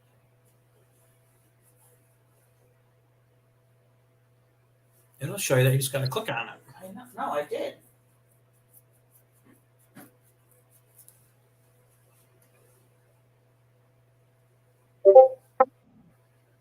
Stuff like this, Paul, is why we're such a good community. Mm-hmm. You ever go on Discord at all? I've got Discord. I don't really go on there much. Mainly I have it for like Rogue Tech for the BattleTech series. That's about all I've ever done on there. I used to, when I did World of Warcraft, I would occasionally go do that. I would go on a Discord server.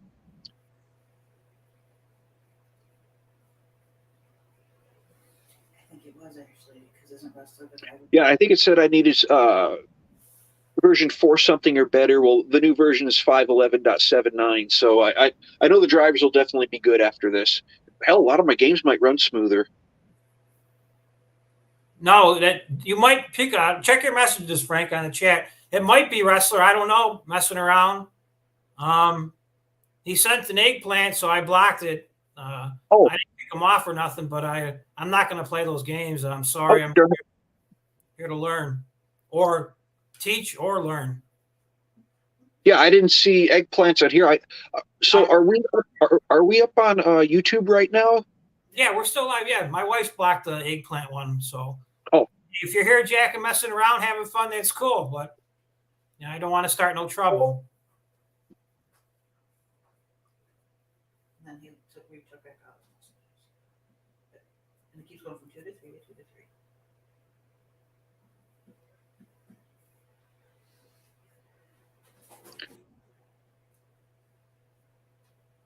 So, anyways, with the nice hash, I'm in no rush. I'll keep talking. I got all night. Just let it run in the background and see what it does. And you have to look at the payment windows, and it's pretty interesting actually. It'll show you, what you're making a day. It's not a lot, but it's something. And like I said, you're going to get your feet wet in it, and maybe you might come across a deal in the future because prices are going down, and jump into it because we'll talk about card prices in a minute. Anyways, I was asking you about Discord. I can't figure out how to get this thing to stop beeping. My computer updated last night, and I got Discord on it, and it just keeps beeping. I don't know. Give me a second here. Let me. I'll let that run in the background. Let me jump over on Discord real quick. It should be up on my desktop. Drop that down. Where is? There should be a mute notification button. Okay. Actually, on the Discord page, you're saying that, right? On the Discord page? Yeah, it should be. Where did it go? Oh, there it is. Oh, that's why I'm not logged into Discord right now. Hey, wake up, you. No biggie, because I'll jump off when we're done. I'll go play with it because it woke me up in the middle of the night. I had to turn my speakers off because the computer restarted. So, no, Pika, I'm not going to put up with it. I wouldn't want nobody to talk to my daughter like that. I hate to say it. And I'm sure Frank feels the same way, too. Yeah, there are certain things I let go, and there are certain things I don't let go, and that's I understand him joking with the eggplant as long as not harassing people or anything like that, but dropping the eggplant. So your Discord is on your desktop, right? Yeah, I'll play with it later, but there should be a mute button on there then? Well, you can go in and you can set up your desktop notifications. Like I said, it's running. Well, drivers are starting to go. They're starting to come in. I was like, what? Yeah, Jack, we let it through this time, and that's for Frank, though. Frank, he sent you something. Sent me an eggplant. How do you know I like eggplant parmesan? I have no idea, but he's pointing to it. Finely chopped up. That's the king of cheeses, Parmigiano Reggiano. Of course. Here we go. There we go. Create a stop icon and finish. Okay, should be updated. Let me get out of here.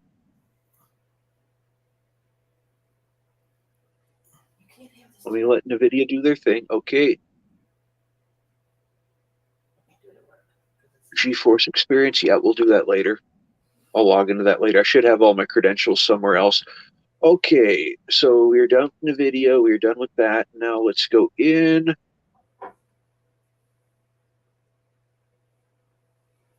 Download QuickMiner. Oh, sorry, I gotta do that again. Copy.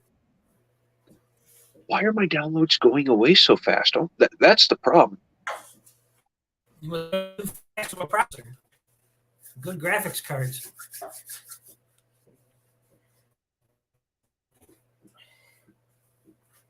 Okay, I'm not overclocking, so that I shouldn't have to worry about that. Let me get to my downloads here. Come on, Derper. Okay, nice hashes. Okay, there. Oh, I got 3 copies of it.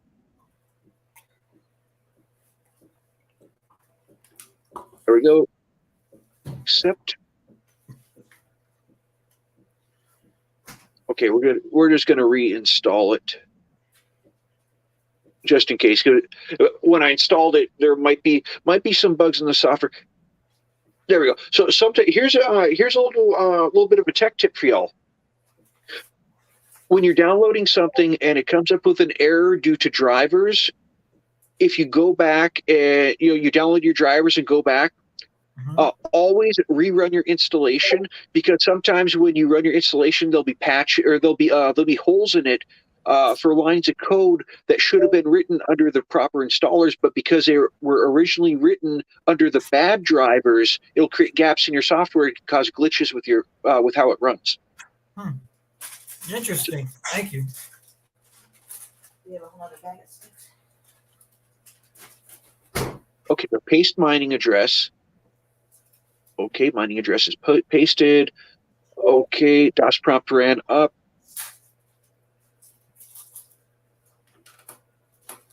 Okay, nice hash notification has started mining successfully.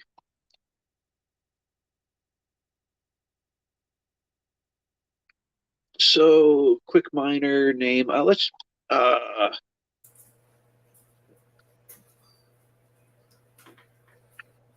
Overlord. Just for the name. Okay, that is running. Finish loading. This actual close. No, don't want to close it. All right, what are we looking at here? Let's exit out.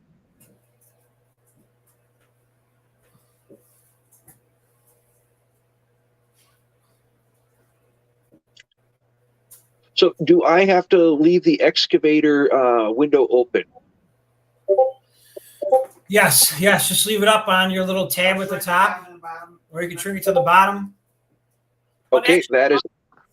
Do that for now, but now that I think about it, as long as you're up and running and you see that you're running, you could actually close that window. It's going to keep mining, but when you go back on, you're going to have to sign on. And then it's going to ask you to remember it for 24 hours. You can click on it, and depending on how secure your system is, it might send you like a 7-digit code to your cell phone. If you chose that option, I'm not sure. Yeah. I've got to go through and set up the 2-party notification at a later time. Yeah, that's fine. You don't have to do that right now. Yeah, I do that, though. It makes it a lot more secure in regards to, somebody screwing around. But I never had no problem with NiceHash at all, not once. Okay, so right now it is showing me Bitcoin per 24-hour. How do I change it over to Ethereum? So I would rather be running Ethereum. Okay, stop. You're getting too confusing for right now. Okay. Just let that go right now and leave it at Bitcoin.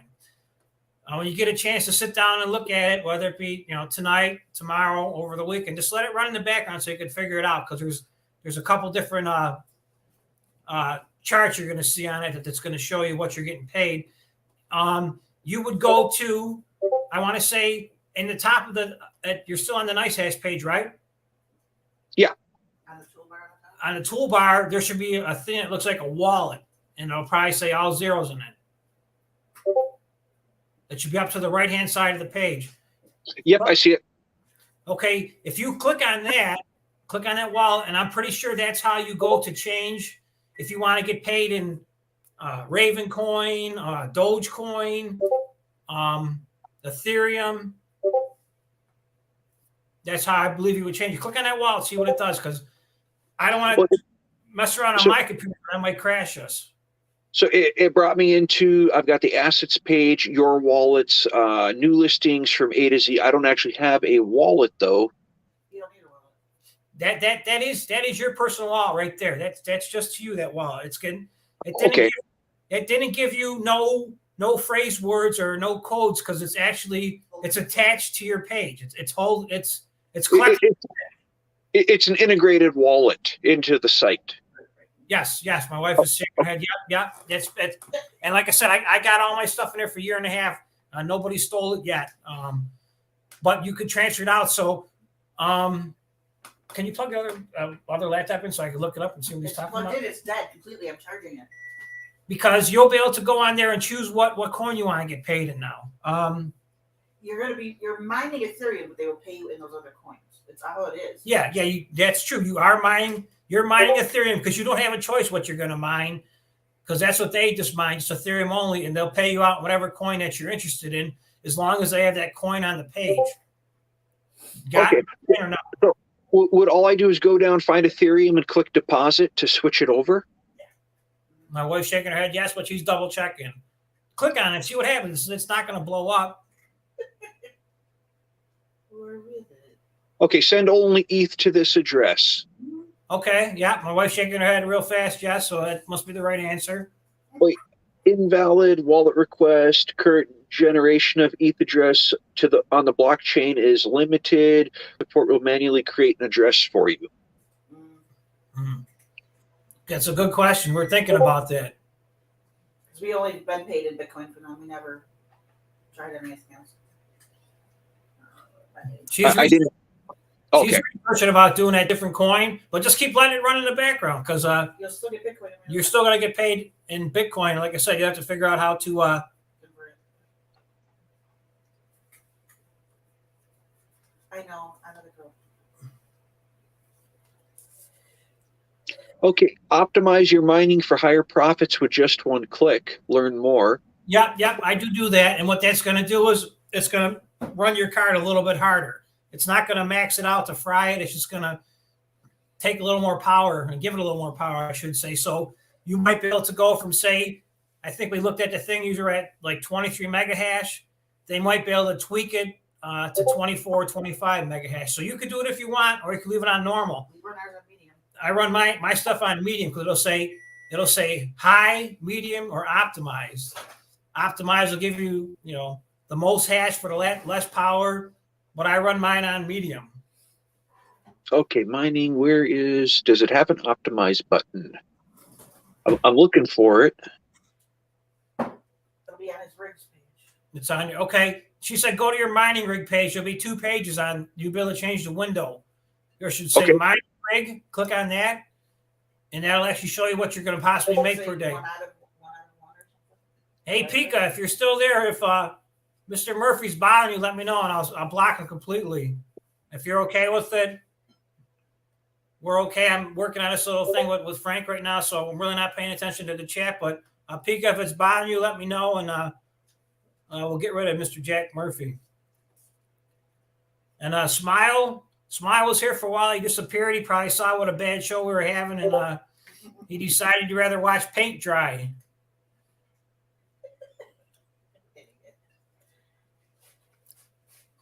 Hey, if it's wrestler, hey, we're having fun, wrestler. I mean, we're not having fun at Pico's expense, but we're just here to, figure stuff out. And like I said, Pico, if this does bother you, let me know. And we'll block them. And there's no hard feelings. There we go. I found it. Yeah, so I just had to go and click on my mining rig, and it dropped down, brought everything, and at the end it had it selected as light. So I clicked on that, and it dropped down. That's where the medium was. Yep, that's true. Yep, and all it's going to do is it's going to basically just increase your fan speed a little bit to compensate for running a little bit harder. Do you know about overclocking a graphics card at all? It would be called Afterburner. Afterburner. Afterburner. You don't want him to do that if he's using it in the system. Afterburner. You know what I'm talking about, or no? Yeah. In fact, it just picked up pace right now. Okay, but anyways, right now on what you're doing with Nice Hash, you don't do nothing like the Afterburner. You just use those 3 settings, okay?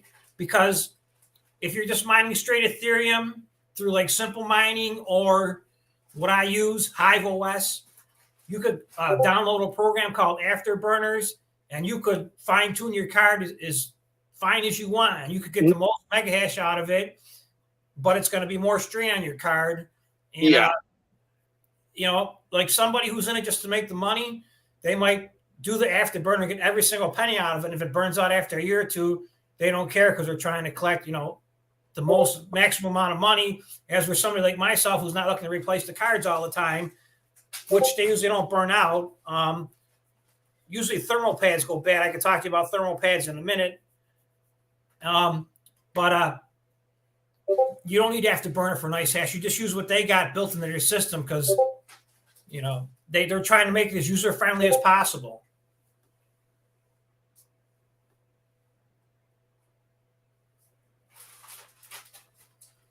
So what all do I have to leave open when I'm not, on my computer? Or can I close everything down and it'll just run in the background? I would leave the excavator running because on that computer, when we hook it up, Yeah.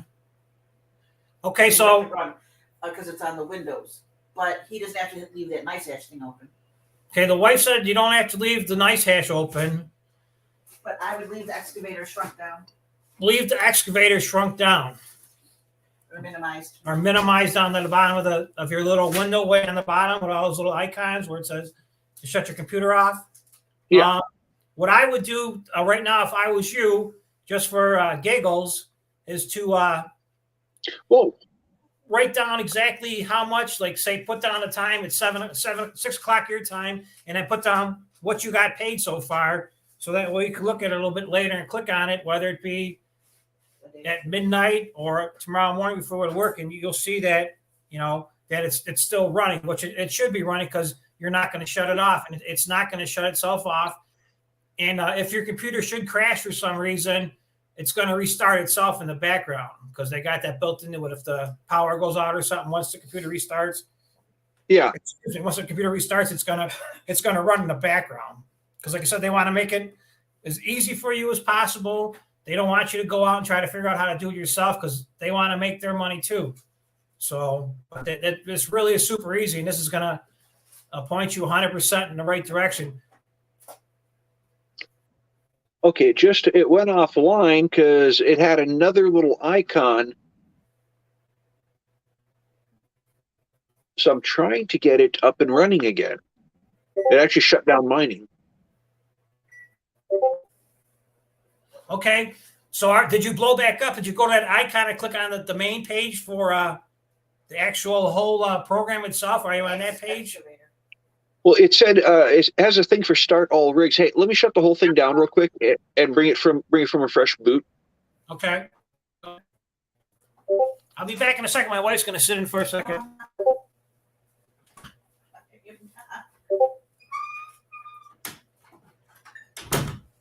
Okay, there we go. I wouldn't worry too much about that page showing the miner running. What you really you look at is the excavator page because that actually shows how much you're collecting, how many blocks you're tumbling and everything.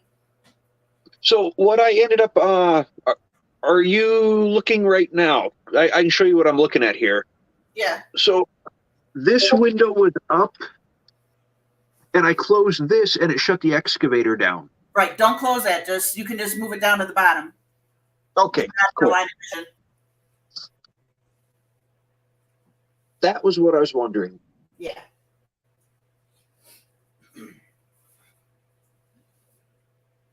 So yeah, I believe everything is up and running now. So now you can just sit back and count your money. Yeah. It'll be changed for a couple days. But... So now I got to go personalize. I got to change my power settings because my computer will time itself out and shut itself down. Oh yeah, okay. Yeah, it has to run 24/7.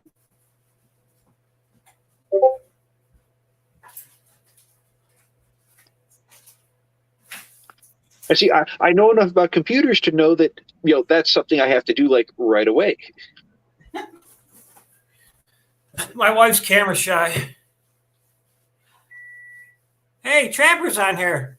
What's going on, Trapper? We got Jack Murray. He's the newest subscriber to the page. I hope they subscribe. Jack, I can't let that go. Can I? Oh, he took it away before I could even say anything. Can I eggplant to get in the peach? Okay, got that. that. Okay, power settings are good. Additional power settings. Let me go. No, we're not running Power Saver because I already know what that's going to... Power Saver is going to undo everything I just did. I mean, you can turn the monitor off, but in that, when you've got the power has to run. Well, the thing is, I use my TV as my monitor. I run everything off there, so I just switch the inputs. Sure, I think that should be fine. Wife's nodding her head yes, so it looks Monitor good. doesn't have to be running or on. That's fine. Yeah. Because it's not on that. Oh. Uh-oh. Oh. I'm listening.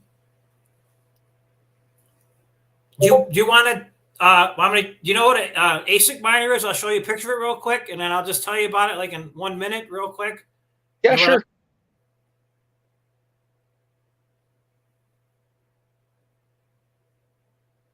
Okay, I'm gonna shrink you for a second. I'm gonna see if we're gonna lose you or what we're gonna do here. Let's see. I'm gonna try to go to this screen here. Share the screen. Let's see if you can do that.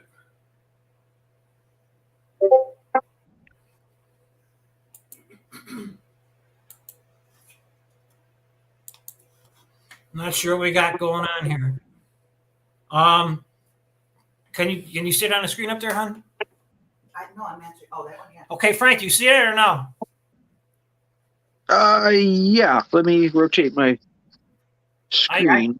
I don't know how to make it any bigger in regards to so you can see. This right here, this is these are I don't think my arrow shows up either on mine for some reason. 11.5. Wow. Okay.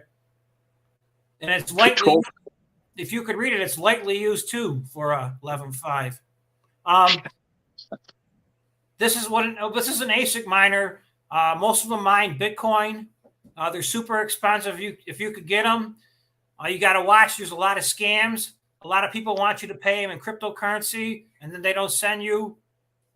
They don't send them to you, and they scam you out of your coins, and you're done. But these are very power hungry. They eat a ton of electricity. They run on 240 or 220, and but that's what an ant miner would look like. And they are making them now for Ethereum, but I would be skeptical on buying one for Ethereum alone because when it gets out of the proof of work, like we we're talking about, goes to proof of stake, unless you can figure out a way to change the circuit boards in there, which I don't know how expensive that would be. You would have a nice desk brick to put down on your workstation to look at. But super loud. I had two of them before, not those expensive ones. I had used ones. They're like $500 a piece, and they really didn't do much. And I made $4 a day off each one, and it cost me $3 in electricity off each one. So I made $8, and it cost me $6 to run them. So I made $2, but I ate the bill. And unfortunately, my wife made me get rid of them because they were too loud. We tried moving them to the basement, and they sound like small airplanes running, like a constant humming. It's almost like sleeping with the vacuum cleaner on. That's how loud they were. So yeah, the ASIC mining, that's something, totally different. And ASIC mining is pretty much something for, not a residential person, in my opinion.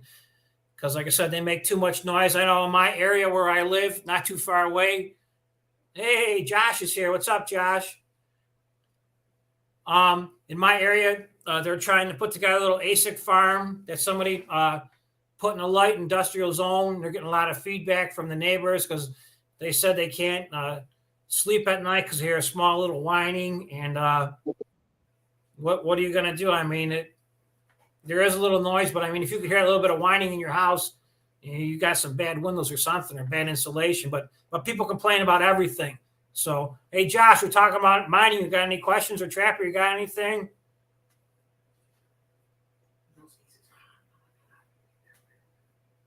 What you thinking, Frank? I see you looking. What you thinking? No, I'm just back on the wallets page. Okay.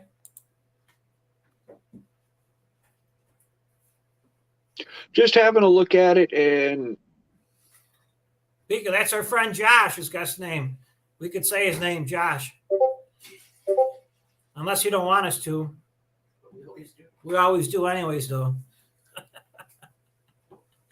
So what we're trying to do, Josh and Trevor, since you guys got here, thank you for stopping. We're having fun. I started out talking about bad neighbors for a couple minutes. I'm trying to do a series, at least learning people how to make money cutting grass. I've been doing it since 1993. Frank heard the spiel 1,000 times. You can make as much money as you want or as little money as you want. Work as many hours as you want.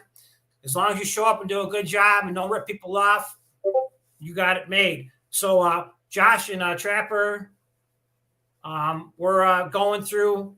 Frank's going to see how much money he can make off of mining or how many cents he can make off of mining with what he has in his current computer desktop. I'm not sure if it's a desktop or what exactly is, but this nice hash program that he uses, I use.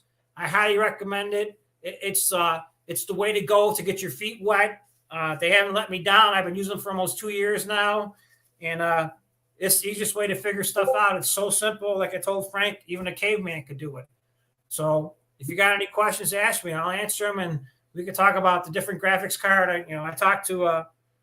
We talked about earlier, but I'll talk about anything. I got all night to talk if you guys want to talk. And if you don't want to talk about mining or crypto, we could talk about eggplants if you guys want to. Growing a garden, because with the prices this year, everything's going to be super expensive. What you thinking, Frank? Oh, no, I'm just looking at the chat right now. Yeah, but it looks everything is up and running. So I've got my unpaid mining balance right now, and which you're just going to let that accumulate, because if you do more research, there is a certain threshold if you want to take that money and withdraw it to, like, say, I'm not sure if you can send it to Webull. You might be able to if you got a wallet there, but you got to gain or collect a certain amount of money, because they don't want to do payouts every day for, like, say, $2 or $3, because there is a transaction fee you got to eat. So you got to probably you have to research it. I haven't researched it in a while, but probably like $20 or $30, and it might seem like a lot, but realistically it's not, and your money's safe there with this nice hash in particular. So that's something you have to research when you can start withdrawing, because you need to get to that minimum level. And anybody who's listening, if you're thinking about getting into mining, another thing I could recommend that you should not do is pool hopping. And when I say pool hopping, I mean going from one service to another service, or trying to mine a different coin if it's not on their particular what you're trying to mine. And such as a different coin would be if you're trying to mine Ethereum or Ethereum Classic or Raven Coin or Flux. I talked about it in regards to what to mine. It'll show you all different coins.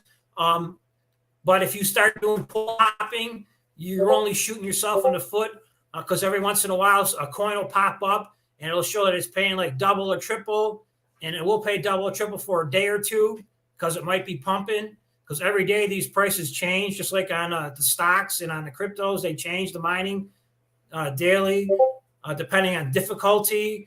And if you pull hop, you might make a quick, $7 or $8 extra in a day or two. But if you don't meet the minimum requirements, you can't cash out. You just got to look at your money, and the price might take a poop, and you might be stuck, instead of being there for, say, 30 days with what Frank has to get paid, you might be stuck with the poo-poo coin, and it might take you now 60 days to get paid. So you either got to cut your costs and just let them keep the money, or keep your machine running. But like I said, when I do mining, I try to mine as much as the most profitable coin, I should say, which for now is Ethereum. That's the number one coin. We talked about different gigabytes in regards to the card size, the GPU. If you want mining, all cards are very expensive right now. They're overpriced, but they're coming down a little bit because profits are down. You got to really look at the what to mine page. It tells you exactly what the card is going to pay per day, and that changes daily.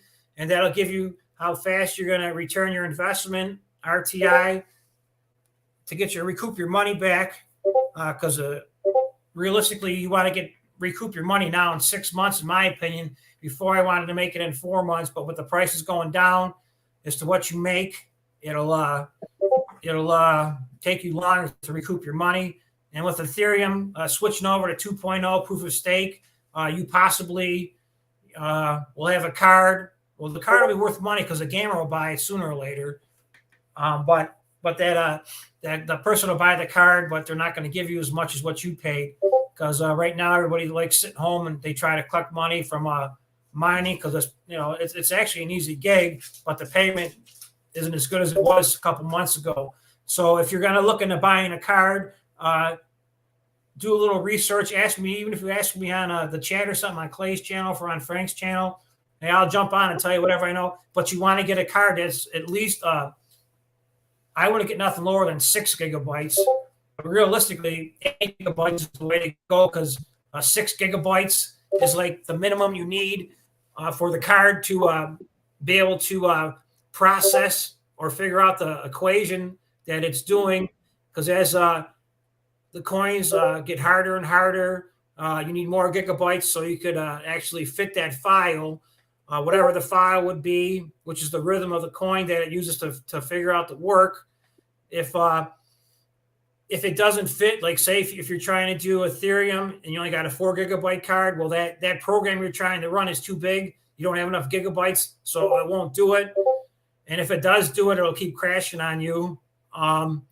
So anything, in my opinion, under 8 gigabytes is something I would try to stay away from because the cards are only getting bigger and better and faster, and everything else file-wise is growing in regards to their file size. And that file size might be because of a heavier workload. It might be more encryption, so people can't get on it and try to figure it out and steal it, or a 51% rule. If you guys heard of the 51% rule, I know of it. I've never seen it happen. It has happened. The 51% rule.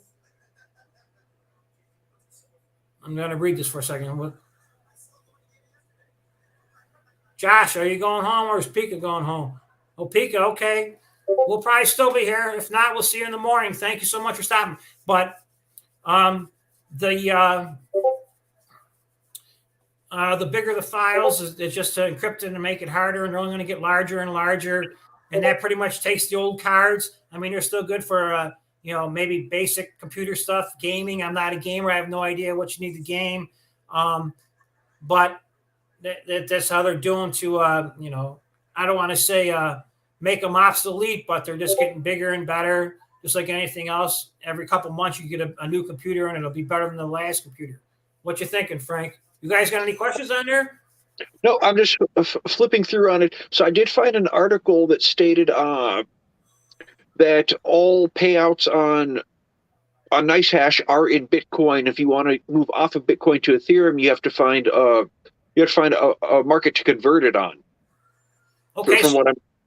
So what they used to do, and they don't do it no more. It's not free. You would take your. I'm going to research that because I thought that you could get paid in a different coin. So I'll look that up in a little bit and let you know tomorrow morning. Yeah. You could take that money, but you got to get to that minimum threshold to get paid. So you just can't take 75 cents out and send it away. Yeah. I'm not asking questions to get personal or nothing, but when you set up your Webull, did you make a wallet with that? Because I got a Coinbase wallet, but that I had to set up through Coinbase, and it's got them 12 passwords and stuff like that on it. Did Webull have that? No, Webull did not have that. The only actual wallet I have is my BlockFi. Okay, wallet. So I don't know nothing about BlockFi because, like I said, I live in New York. You can't do nothing here. Yeah. You will have to look that up through NiceHash and see who they support. Maybe I don't say who they support, but who they use. I'm sure you could use it because BlockFi is a pretty big chain. And like I said, I tried getting that Bitcoin card, also rewards, but they won't give it to me in New York. And see, the thing also is I can always send myself my Bitcoin to my Cash App. Yeah, my wife's shaking her head a million miles an hour. I never dealt with Cash App, but that's true.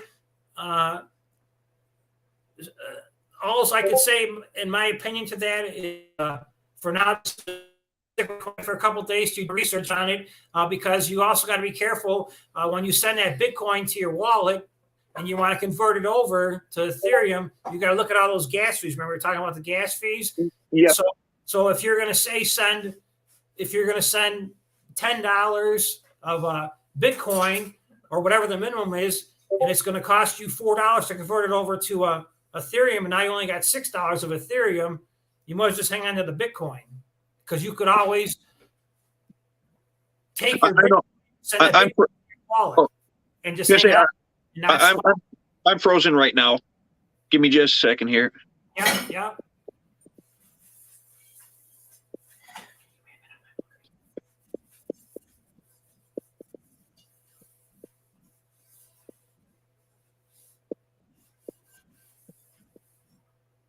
See, the thing is, I'm not worried about I'm not worried about moving the coin. Whatever coin I get, I'll get. Pretty much all my crypto, as far as wallets go, can sit where it's at until BlockFi figures out what they're going to do with their interest rates. Because my BlockFi, the reason why I use that is it's an interest-bearing wallet. Yeah, I agree. Yeah. But currently, currently because of the legislation, I can't add any more crypto to the interest-bearing side of the house. So all my crypto can stay where it's at right now. I don't have to move anything. Hey, thank you, Josh. I'm not too sure. I don't move the money around in there. I don't stake nothing. I don't have enough to stake, in my opinion. I'm interested in making money, but I pretty much take my crypto and I just look at it every couple days, and it ain't been doing much lately. You know that yourself.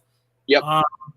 So I'm in the position that I could say that I don't want to say that I'm not hurting or nothing, but I don't need that money because like when I was back in the stock market, 20 years ago, I didn't have much money or any money.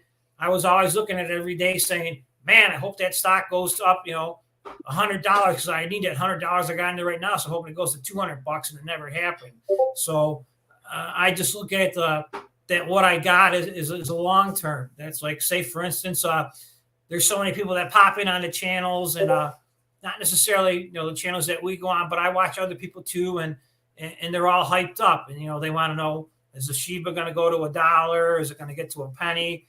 Everybody wants to get rich overnight, which I do too, but it's not going to happen. So any money that I do put in there, knock on wood, unless there's like a major emergency or something, I don't have to worry about using that money.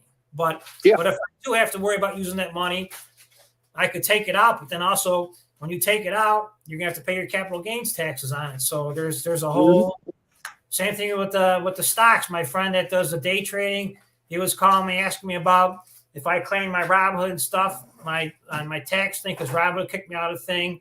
Coinbase, I got it, and I told him this is my first year of the taxes. I'm going to take a shot. I'm saying this is my second year, but it was last year's taxes.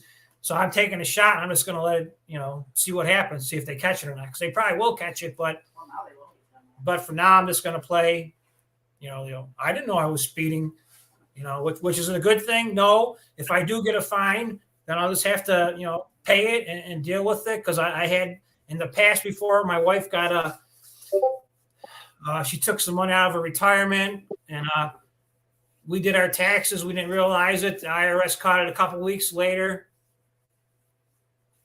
And a couple months after we got our taxes back, we got a notice from the IRS to both of us because we do joint.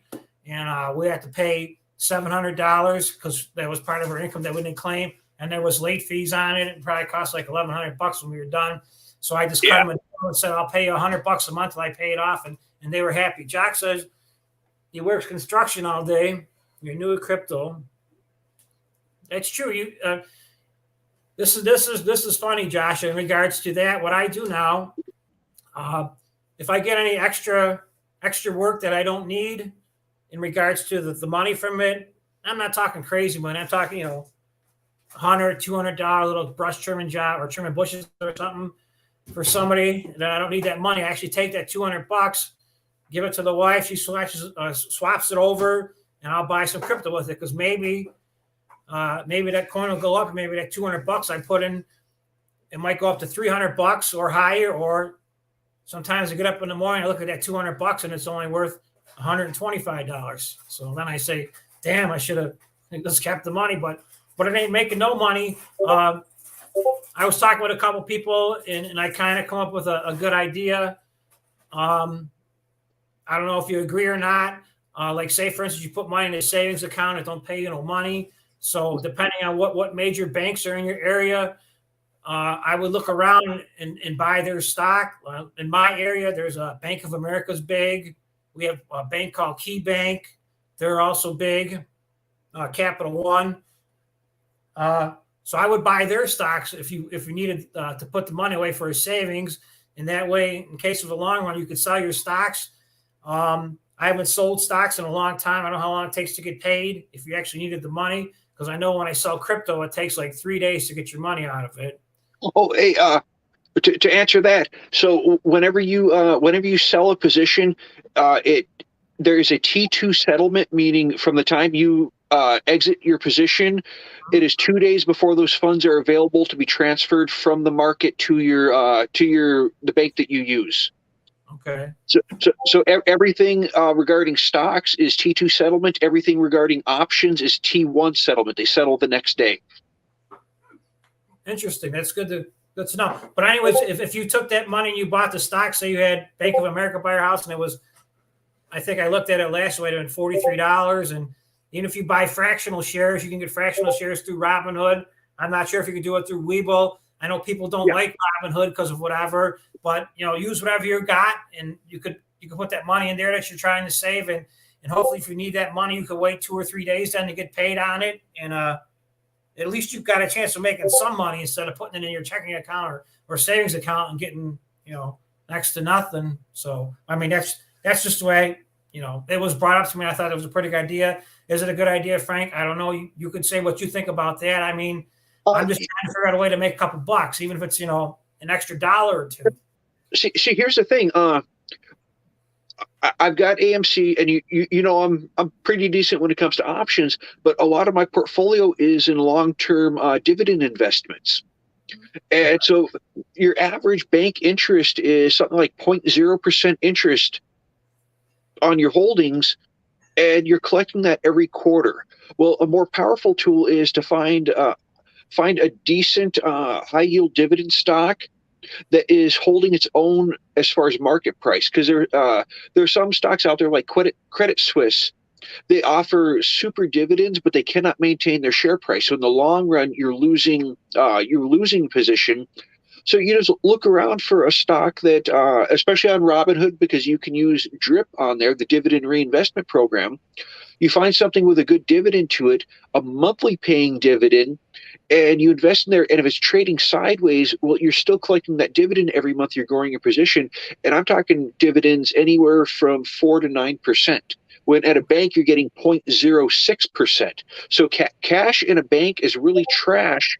And having savings in something that is stable, trades sideways with a high dividend, is going to net you more money in the long run. Okay, so not financial advice, but can you name like one of those stocks you're talking about? Dividend stock? I mean, that way it could give some of us an idea of what it might be. It might be Mary Kay or Bed Bath and Beyond or something. Or I actually posted to Twitter an entire list of monthly dividend stocks. But let me grab some out of my work bag here. Yep. Take your time.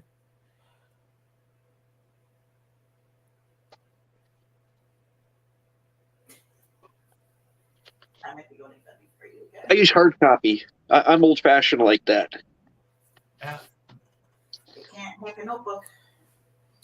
My wife says you can't hack a notebook. Yeah, you can't hack a notebook. What was your bike? In Polar Snowmobile. What? Yeah, unfortunately, Josh. Go ahead, Frank. I'm sorry. I'll talk to Josh in a second. Go ahead. I'm going to pop through here. I've got a list. It is actually, so it depends whether you're looking for a stock or an ETF, exchange trade fund. The only ETF that I would recommend that trades or that pays a monthly dividend is JNK. And it's actually a bond, an ETF for bonds. They pay a monthly dividend. Last report I had was 4.42%. And I'm pulling it up right now to check the share price. It's through Bloomberg, Bloomberg High Yield Bond ETF, and looks like they're. Oh, let me drop over to the daily. and they closed out today at $102.33 per share. So let me go on here with them. So could you buy that on, like, say, Robinhood, that one particular stock? Is that like a New York Stock Exchange one? Yeah, that's Robinhood, Webull. Everything I do is on there.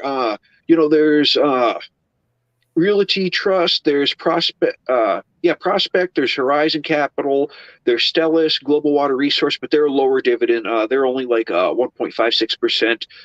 Gladstone Land, Stag, Gladstone Capital. So yeah, I've actually got. I need to go and redo it, but Okay. that's my spreadsheet for my entire portfolio. I keep a hard copy of it on me. That way I can, at a glance without even having the app, I know what I'm in.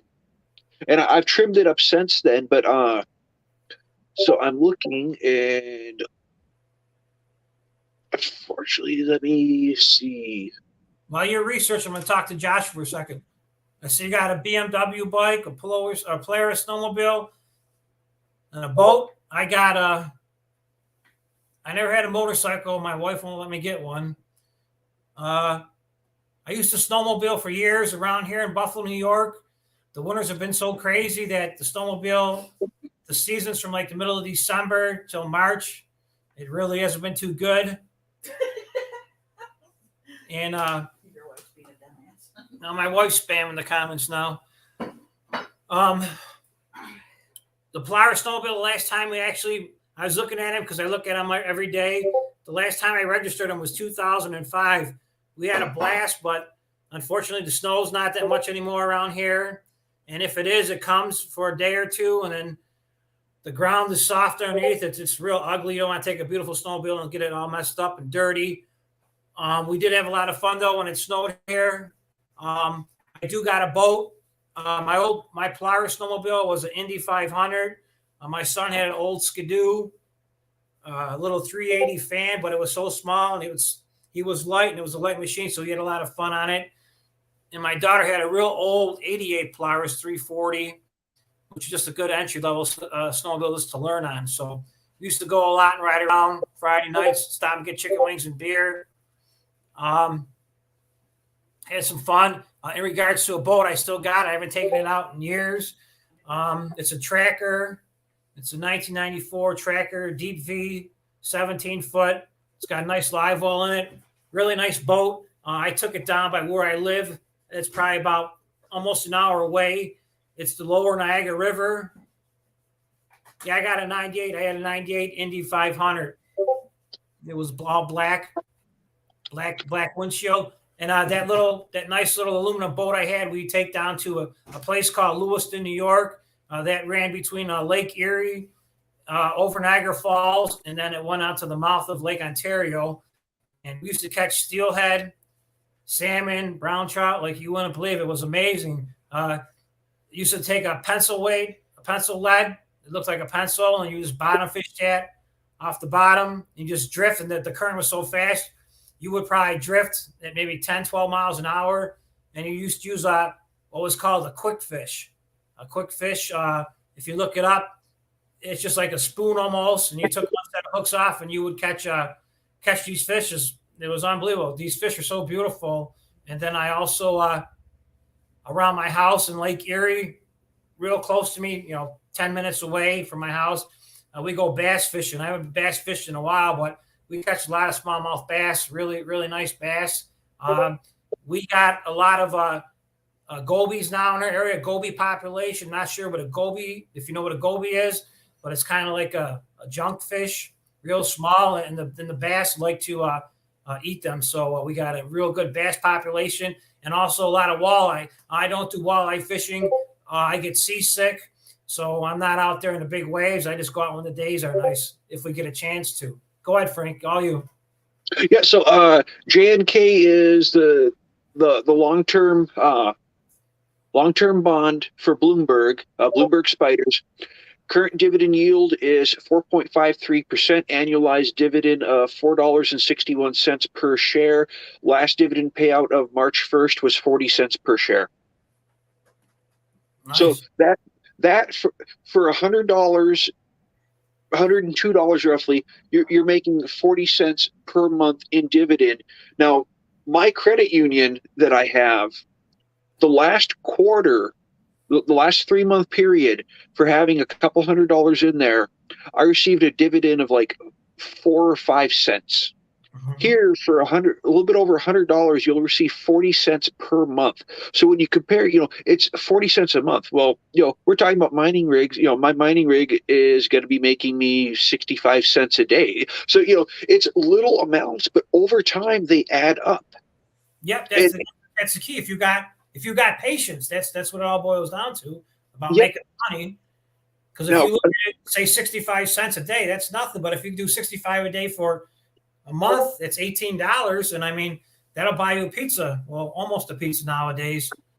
Now, here's an interesting one for you. So PSEC, Prospect Capital, this is another one that I have in my the stocks I'm referring to. Not an endorsement of any position, but these are stocks that I actually hold, and I hold them for a reason. Prospect Capital, ticker symbol PSEC. They pay 6 cents per share monthly. Yeah. Their dividend yield is 9% because the current share annualized dividend of 72 cents per share, and they closed out the market today at $8.05 a share. Nice. So you can see you can get a lot of shares, and if you're using DRIP, so you're getting your dividends, and it's going right back in and buying more shares. It's going to be sitting multiplying, because you have to look at the overall dividend yield of not over 9%. It's only 6 cents per share. Well, you're talking about a stock that's valued under $10 per share. That's going to add up quickly. Okay. So tell everybody real fast what DRIP is, real fast, just in case they don't know. DRIP, So, the dividend reinvestment.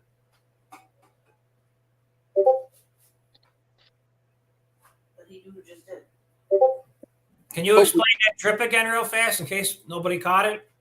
So DRIP, certain brokers, I know Robinhood offers DRIP on there, and what it is, you receive your dividends, whether it be monthly, quarterly, biannual. Whenever you receive your dividends, it will automatically go through and reinvest those dividends buying the same underlying stock. Mm-hmm. So essentially, say you've got 100 shares of Prospect Capital, and every month you would receive 6 cents per share. So you'd be receiving $6 in dividends. It'll automatically run back out when you receive your dividend and reinvest it buying another $6. Well, when you're dealing with a stock that is $8, you're getting almost another share every month, which means the following month, instead of getting $600 or getting $6, you would get $6.06. So it's like compound interest. It'll continue to grow itself, and you can sit back and get 100 shares. You wouldn't have to add in, and it would slowly add to your share count every month. Yeah, I'm going to jump back to Josh for just a quick second. Josh, I had, in regards to boats, before that boat, I had never had a boat before. We went out with a friend one night. We loved it. I picked up this was probably 15 years ago. I picked up an '87 Bayliner. It was a 24-foot. It had a beautiful bathroom on it. The ladies loved it. It had a little queen bed down there. It had a little stove with a refrigerator. It had a nice little sound system. We'd go out there and dance. Unfortunately, it had a 350 Chevy on it, which was too small of a motor. It ate gas like crazy. So if you put 60 gallons in, gas was cheap back then. It was, it still cost you $100 to put 60 gallons of gas in there, and you would burn it up in about 4 or 5 hours of driving around. But that was a lot of fun. We never docked the boat nowhere. Docks were too expensive unless you go out to the middle of nowhere. And dock prices around here are about $100 or more per foot. So a third boat, it would be $3,000. And now they actually got it set up where they actually charge you with electrical meters too at each little dock station. Go ahead, Frank. It's all you. Josh said he needs dividend stocks. Just seems you need a lot. Because you need a lot of them, though. That's true.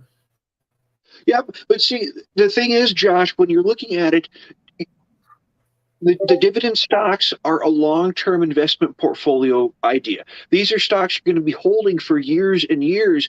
So, it seems like you need a lot. But if you ran out and bought yourself 100 shares and didn't touch them, didn't even pay attention to them, they will continue to grow.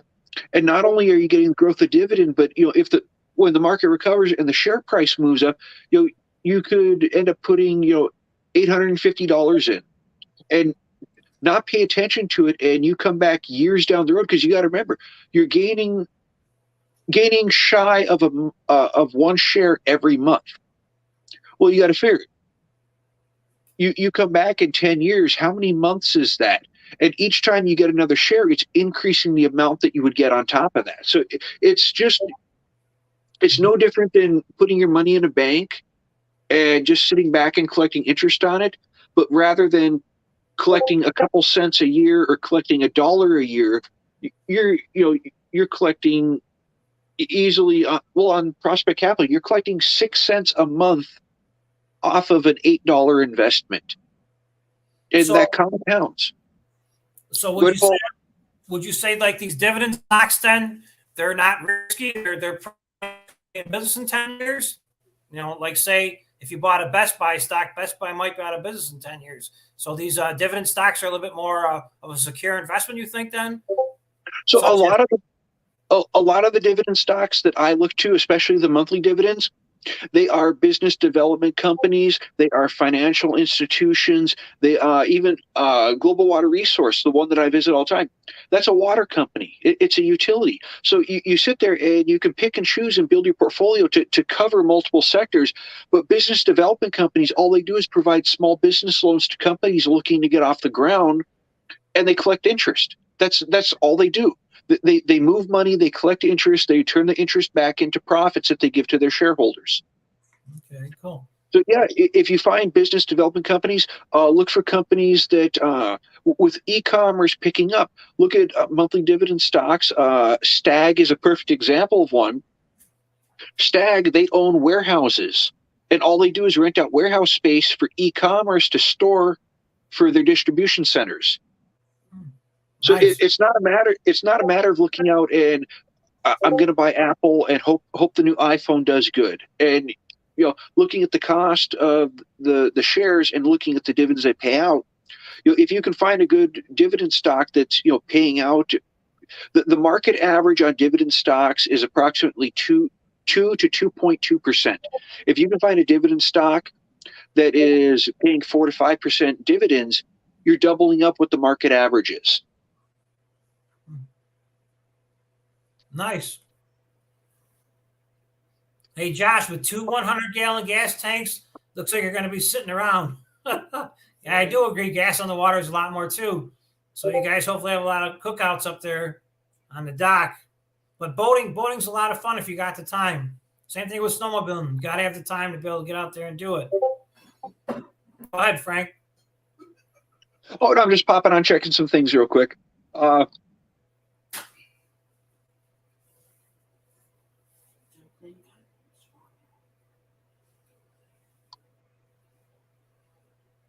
Just checking the interface, seeing the fastest way to do stuff and things.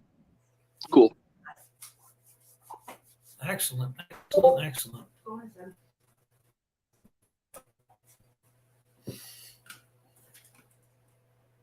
Yeah, anyone on Twitter, I've got pictures of my 2012 Harley Davidson Wide Glide on there. I got my motorcycle on my Twitter. Yeah, my wife, we were stalking you on Facebook this morning on our way to work. Yeah, I'll talk to you about that in a second. Josh says, what about real estate? What about real estate you think are you talking about stocks or you mean buying houses? I'm not sure what exactly you mean, Josh. So type it in and we'll have a Frank do it. Oh, we got our first bot. Oh boy. Block all them people on there that won. Yeah, we got 1, 2, 3, 4, 5.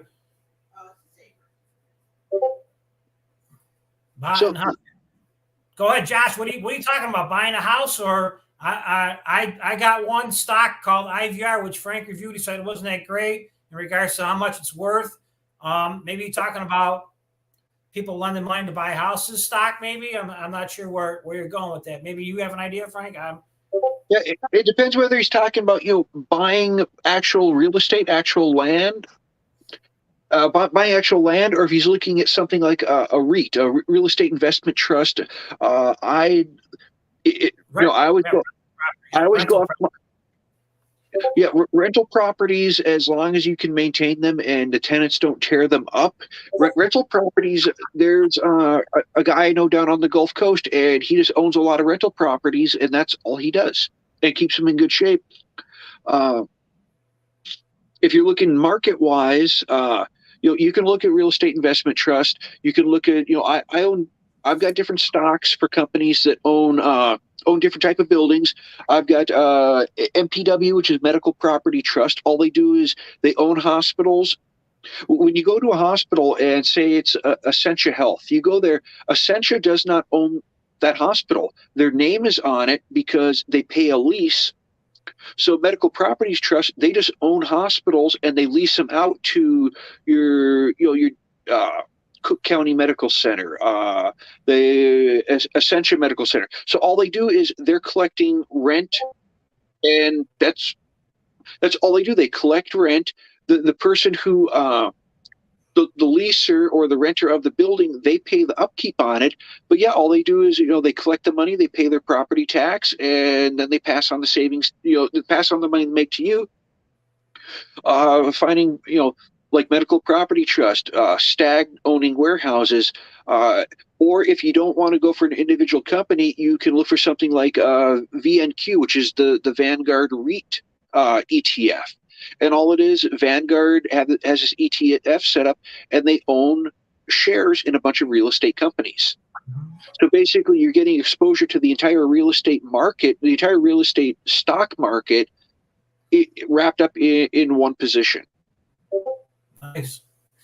That's pretty funny. I'm looking at that bot, that spam, and I think he's saying buy Doge, it looks like. That's what I got out of it. That's pretty cool. You've got to become a spammer. That's awesome. Yeah, I guess, Josh, if you had the money to purchase a house and basically, like Frank said, the upkeep and a good tenant really makes or breaks you. Because I hate to say it, with when everybody got sick and where I live, they passed a thing that you couldn't get evicted. So some people weren't paying their rents for many, many, many months, and the poor property owners were crying about it. I'm not sure if it was the same thing by you guys, but New York, that really was a thing, especially with some of the lower income people, and they collected all that extra money. And a lot of people were saying that they were like buying, big screen TVs or got real nice cars. And so, I mean, it's a catch-22. I don't know if they did that by you with stop people from getting evicted during when everybody was sick recently. And Josh, another thing you can look at is not just houses, but regular rental properties. But looking at rental properties, if you're looking to buy a property, look for something that potentially has an ADU, which is an additional dwelling unit.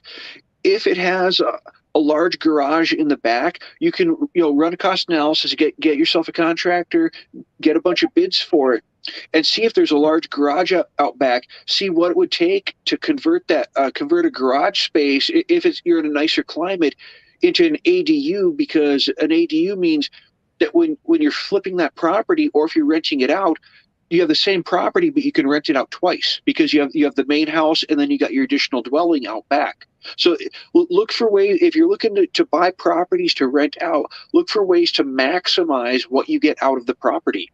And also pay attention to, you got to look at your comps on the area and realize, if you're looking to buy a house as a rental, a lot of times your rentals are going to be younger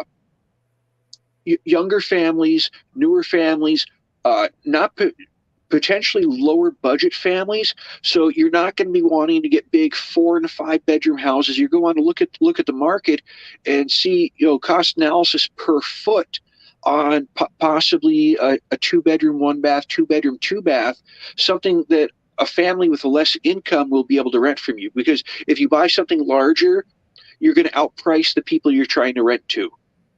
Sweet. Okay, so I'm gonna just throw one more thing on top of that from where I'm from.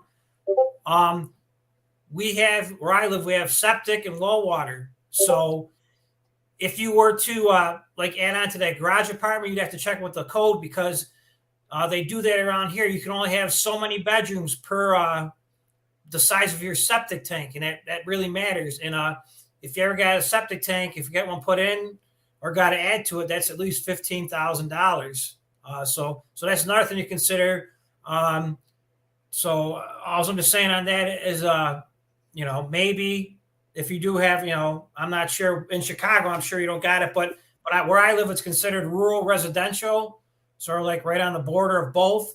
And like if you go to the end of my street, they got public water, public sewers, but you go half a mile around the corner by my house, it's rural residential, and we got ditches, well water, and the septic. So that's also another thing.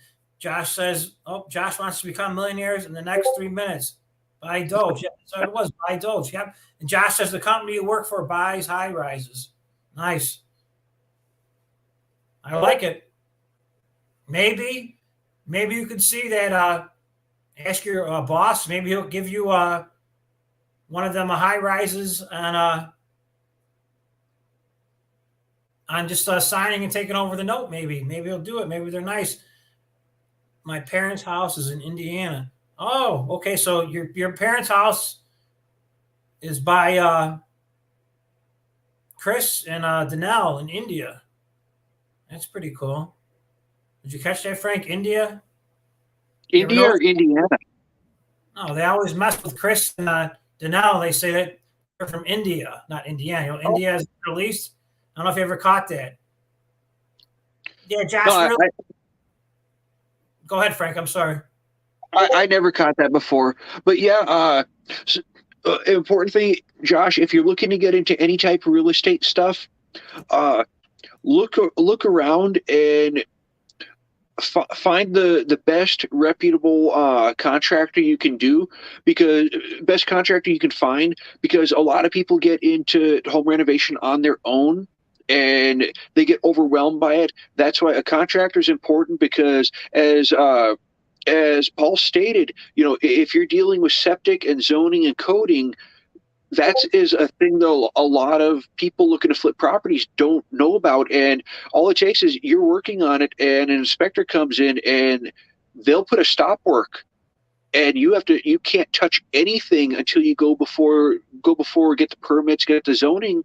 So yeah, getting a contractor, because the contractor will know everything for that area. And Paul brought up some very good points about the septic and the well water, and that's something, if you're looking to get into getting rental properties, it is not something you can half Heineken. You've got to make sure that all your paperwork is in order, because unless you've got the money to buy that property outright, chances are you're going to be having some kind of a loan from the bank, and the longer you hold, and if you get hit with a stop work and you can't do anything to the building, then all you're doing is giving money to the bank and interest before you can start working again. So the points that Paul brought up are very good ones. And if you're going to get into it, you've got to make sure you've got the capital for it, and you've got to hire a professional to come in and make sure you're not messing up paperwork.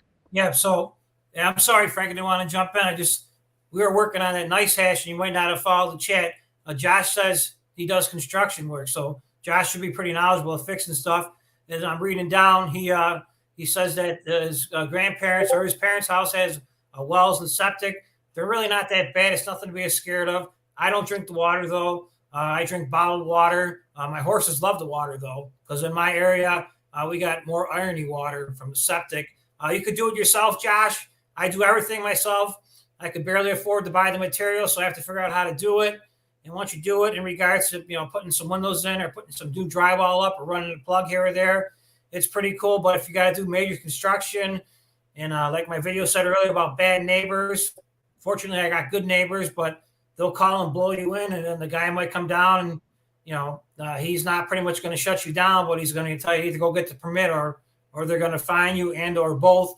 Because when I lived back at my house before I bought the farm, it was a pretty nice area. When I say pretty nice, most of the houses were kept up. You had a couple that were run down. I had hired a fireplace store to put a insert in my chimney, and also I had put an airtight fireplace in there because I always burn wood. If you guys look at any of my videos, I talk about my wood boiler outside. If you got room to do that, that's great. But the guy came down the street. I was a volunteer fireman back there where I lived in West Seneca, and the guy was also a volunteer fireman from the next fire department. And he shut down the guys putting my stuff in until they went and got a permit. I don't think they were trying to be slick. It was more my problem, and I didn't think I would have a problem. But they showed up because their truck was lettered.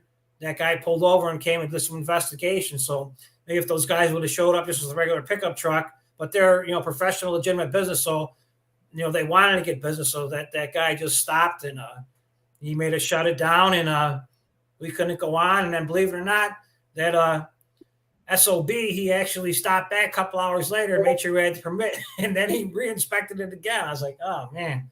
And like I said, we were volunteer firemen, but it just, some people, they want to enforce everything and guide it out for the roads and make fines. And some people, they're pretty cool. They just give you a little warning, a slap on the hand or something. They just look the other way. So, but being in construction, that's pretty cool. And if you work on high rises, I give you credit because I'm scared of heights. Your nice hat still working, Frank? Yep, I'm just popping over and checking it, make sure everything's still running smoothly. Yeah, so that's cool. Like I said, just keep it, it'll update. So you should be able to find, it'll show you payouts if you scroll down. There's two windows. There's the rig manager window on the left, and in the middle, there's one next to it. And I want to say the one on the right are the two big in the middle of the page, where one says rig manager, and I think one might, what do you think the other one says, history? History and stats. Scroll down, and it'll show you, it'll say, it looked like a heart graph, like a monitor at the hospital, like EKG machine. It'll show you what you're making, and sometimes it looked like a pyramid, and it'll show you, like, it'll say, what's today's date? Today's the 10th, the 9th. It'll say 3/9, and it'll show you a time, and you'll get paid every 4 hours. It pays 6 times per day. It'll pay at midnight, at 4 o'clock, at 8 o'clock, at noon, and it gives it 6 times every 4 hours. It pays, and that'll show you on that little thing what you're getting paid. And every time you look at the top, Frank, don't worry about it. The price is going to fluctuate. It might say you're getting paid $1, and then you look at it 20 minutes later, it might say you're only getting paid 80 cents, and you look at it again another couple minutes later, and it might say you're getting paid 88 cents. You know how that will work with the rhythm of it due to maybe the congestion on the line or how fast it's coming through. So that thing always constantly updates how much money you're actually getting paid, because they don't want to give you nothing extra. And I guess that would come back on the internet service, not necessarily the internet service, but however fast they could, download. And about cable stuff. I don't know about it, but yep. I'm trying to, I don't know what I'm talking about there, but that's always going to fluctuate on you. So don't go, how come I'm getting 90 cents and last hour I was getting 93 cents? So that's going to fluctuate. But that right there, what you got going, Frank, that's going to be the easiest way to get your feet wet. And I wouldn't, unless you got a smoking deal. When I say a smoking deal on graphics cards, I mean, ask somebody that might be doing it, and see what they think, because they'll give you a real price. And if you're too proud to ask, go on eBay or Marketplace in your area and see what people are asking, because you might get, I don't want to say you're going to get ripped off, but people, you don't know them, you're never going to see them again, and they might, ask a little bit too much money. So, I'll go through all my old computers and pull the cards on them, look and see, go on and see what value I can get out of all the cards, and see if any of them would be cost effective to actually use. Chances are they won't be, because this is actually the newest graphics card that I would have available to use. Yeah, I don't think so. In regards to the old cards, you could check them out if you got them, because all my old desktops, actually none of them had graphics cards in them. And almost every computer that I have is at its own graphics card, because most of them I built myself. So yeah, I just bought them off the shelf, whether it be Best Buy or Circuit City back in the day, and they just ran off the CPU was enough. mega hash on them, or whatever you want to call it, or Pentium, I should say, like a Pentium 2 or a Pentium 3 Yep.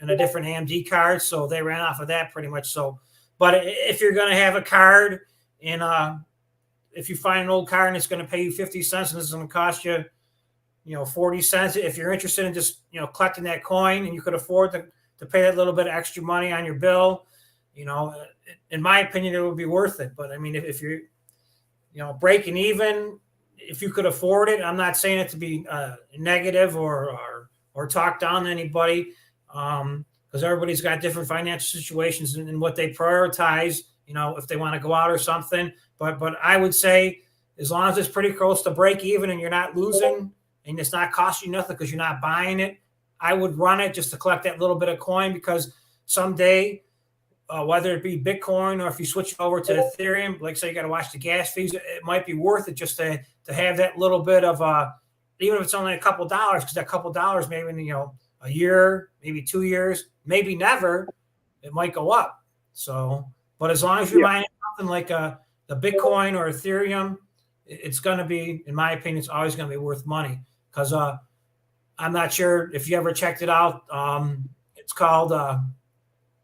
If you do a Google search, you just type in top 20 cryptos and top 20 cryptos, and it'll tell you all the cryptos for the day.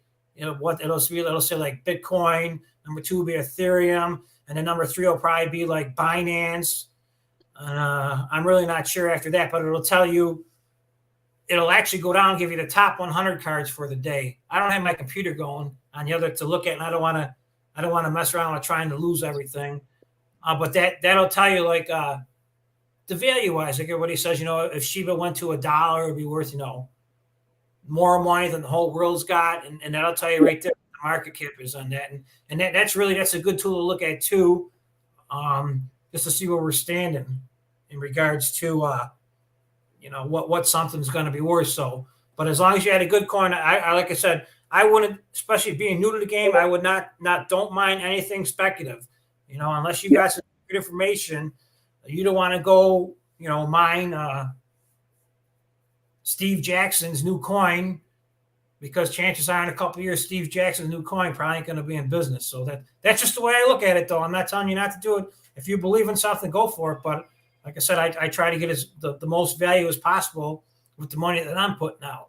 So, Hey, Josh, you're going to dinner? Thank you, Josh, for stopping. My wife's name is Sandy.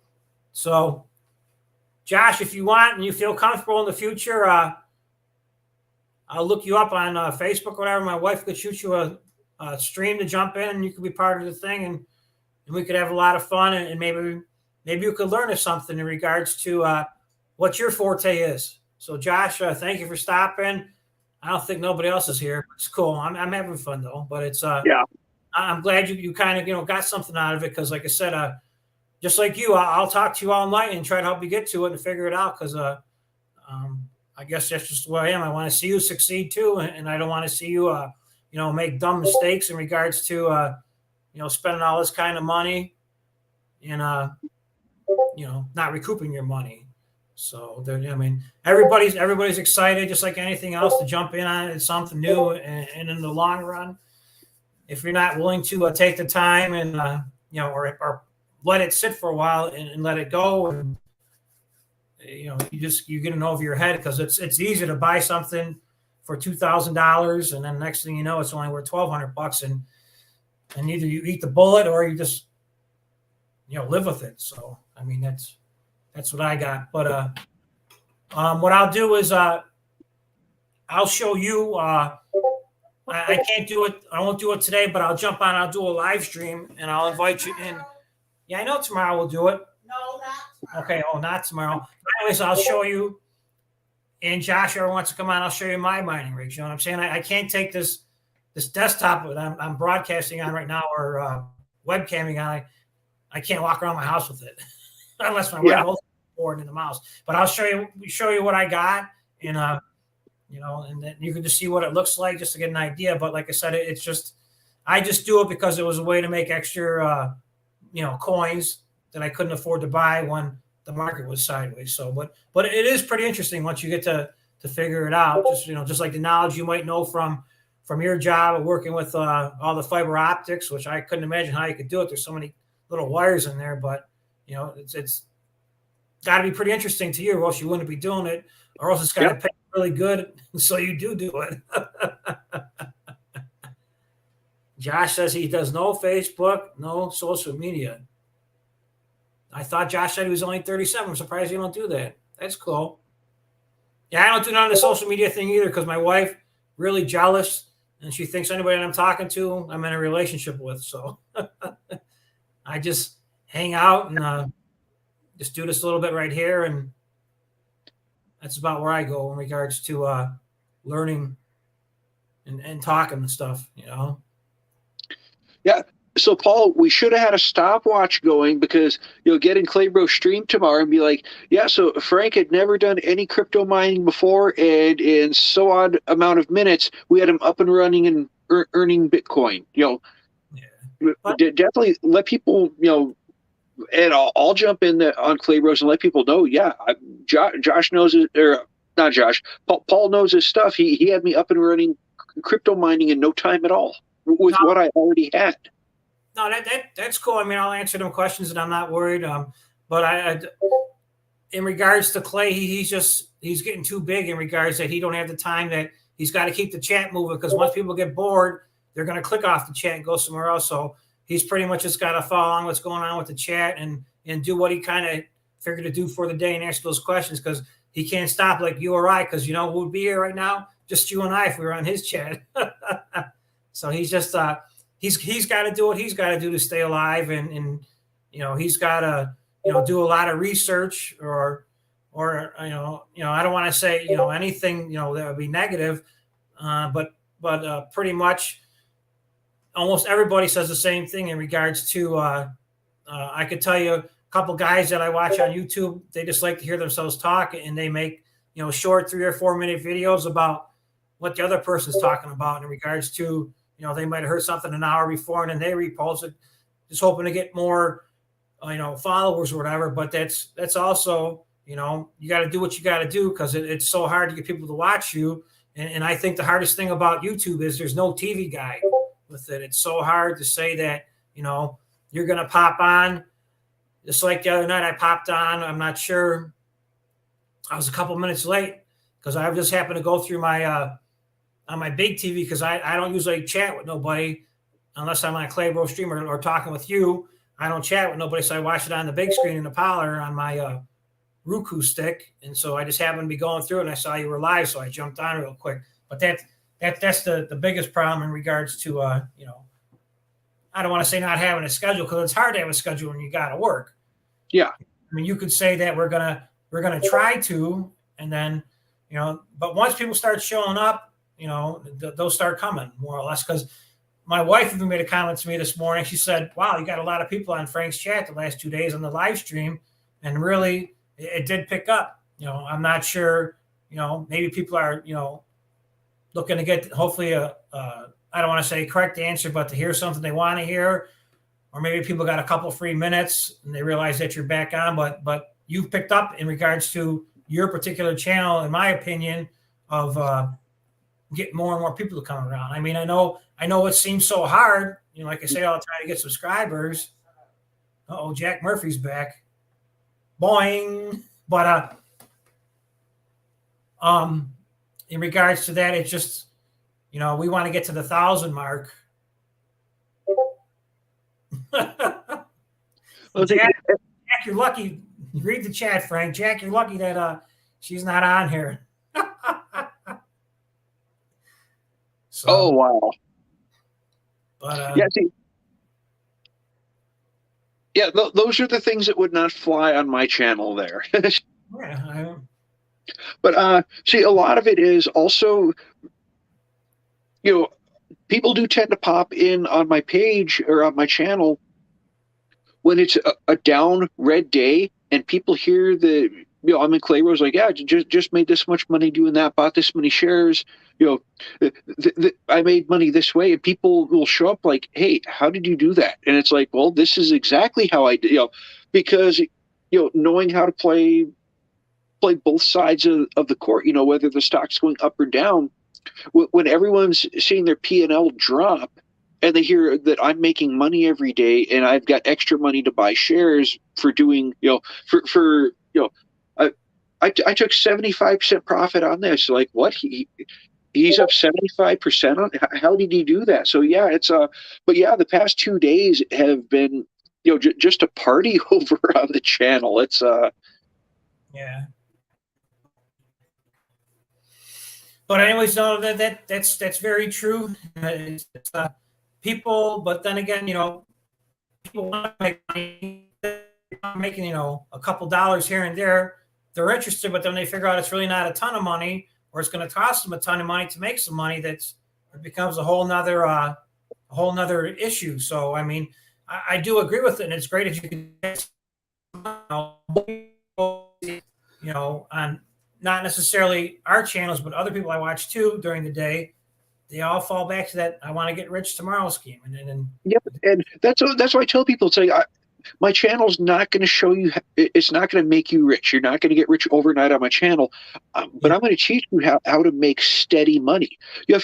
So when I get this Ford wheel up and running, if I get the rotation from sell to buy to sell to buy, if I get a rotation going and it keeps triggering, I'm looking at making an additional, just off one wheel, I'm making $75 a week, extra money coming in. But to say that's great money. But to some people, at $75, I don't want to say it's not life-changing money that everybody's looking for. So yep.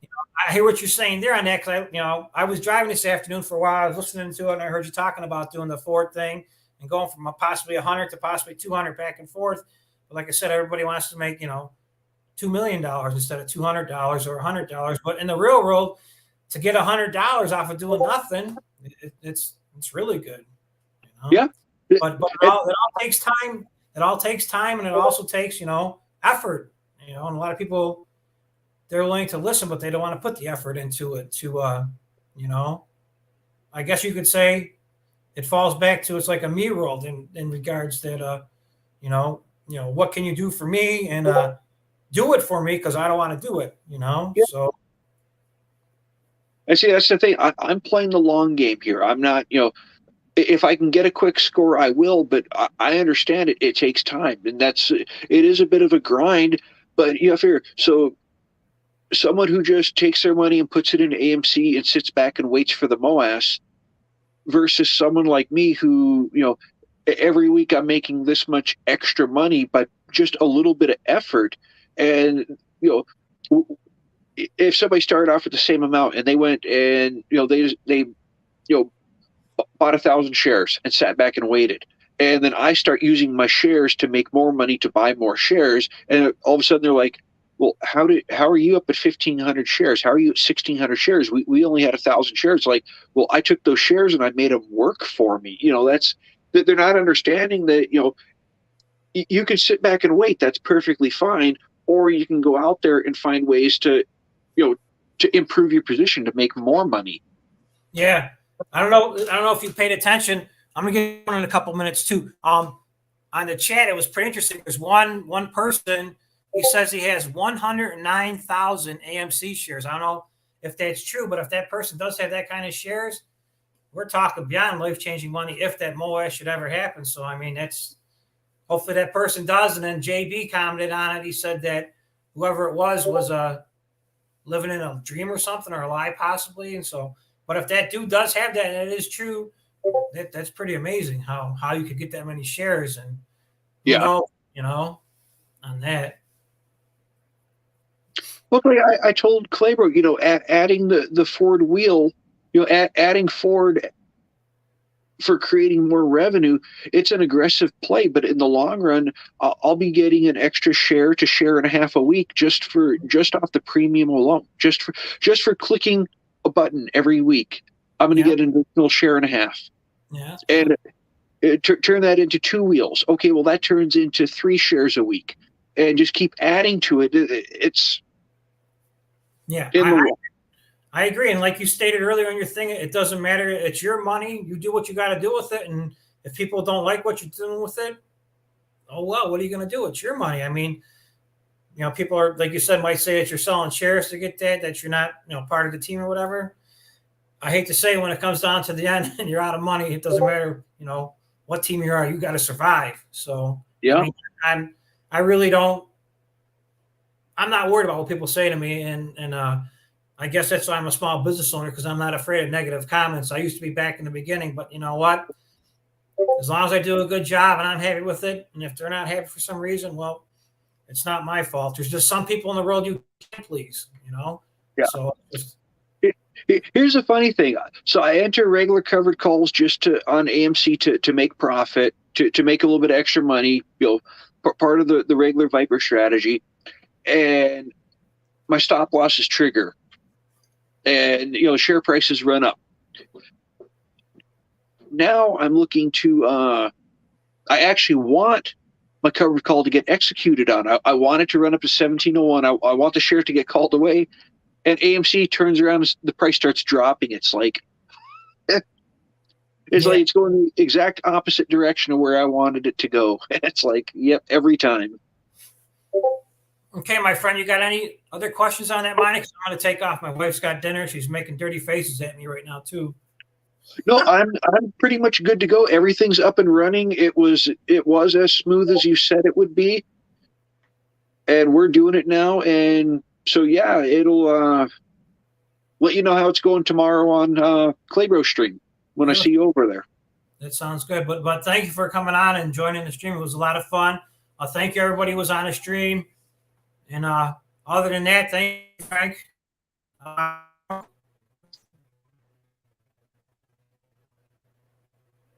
You good on your end, Frank? You good for tonight? Yep, I'm good on my end. Thank you so much. I'll see you guys tomorrow. Thank you, Frank. Yep. Bye. Good night.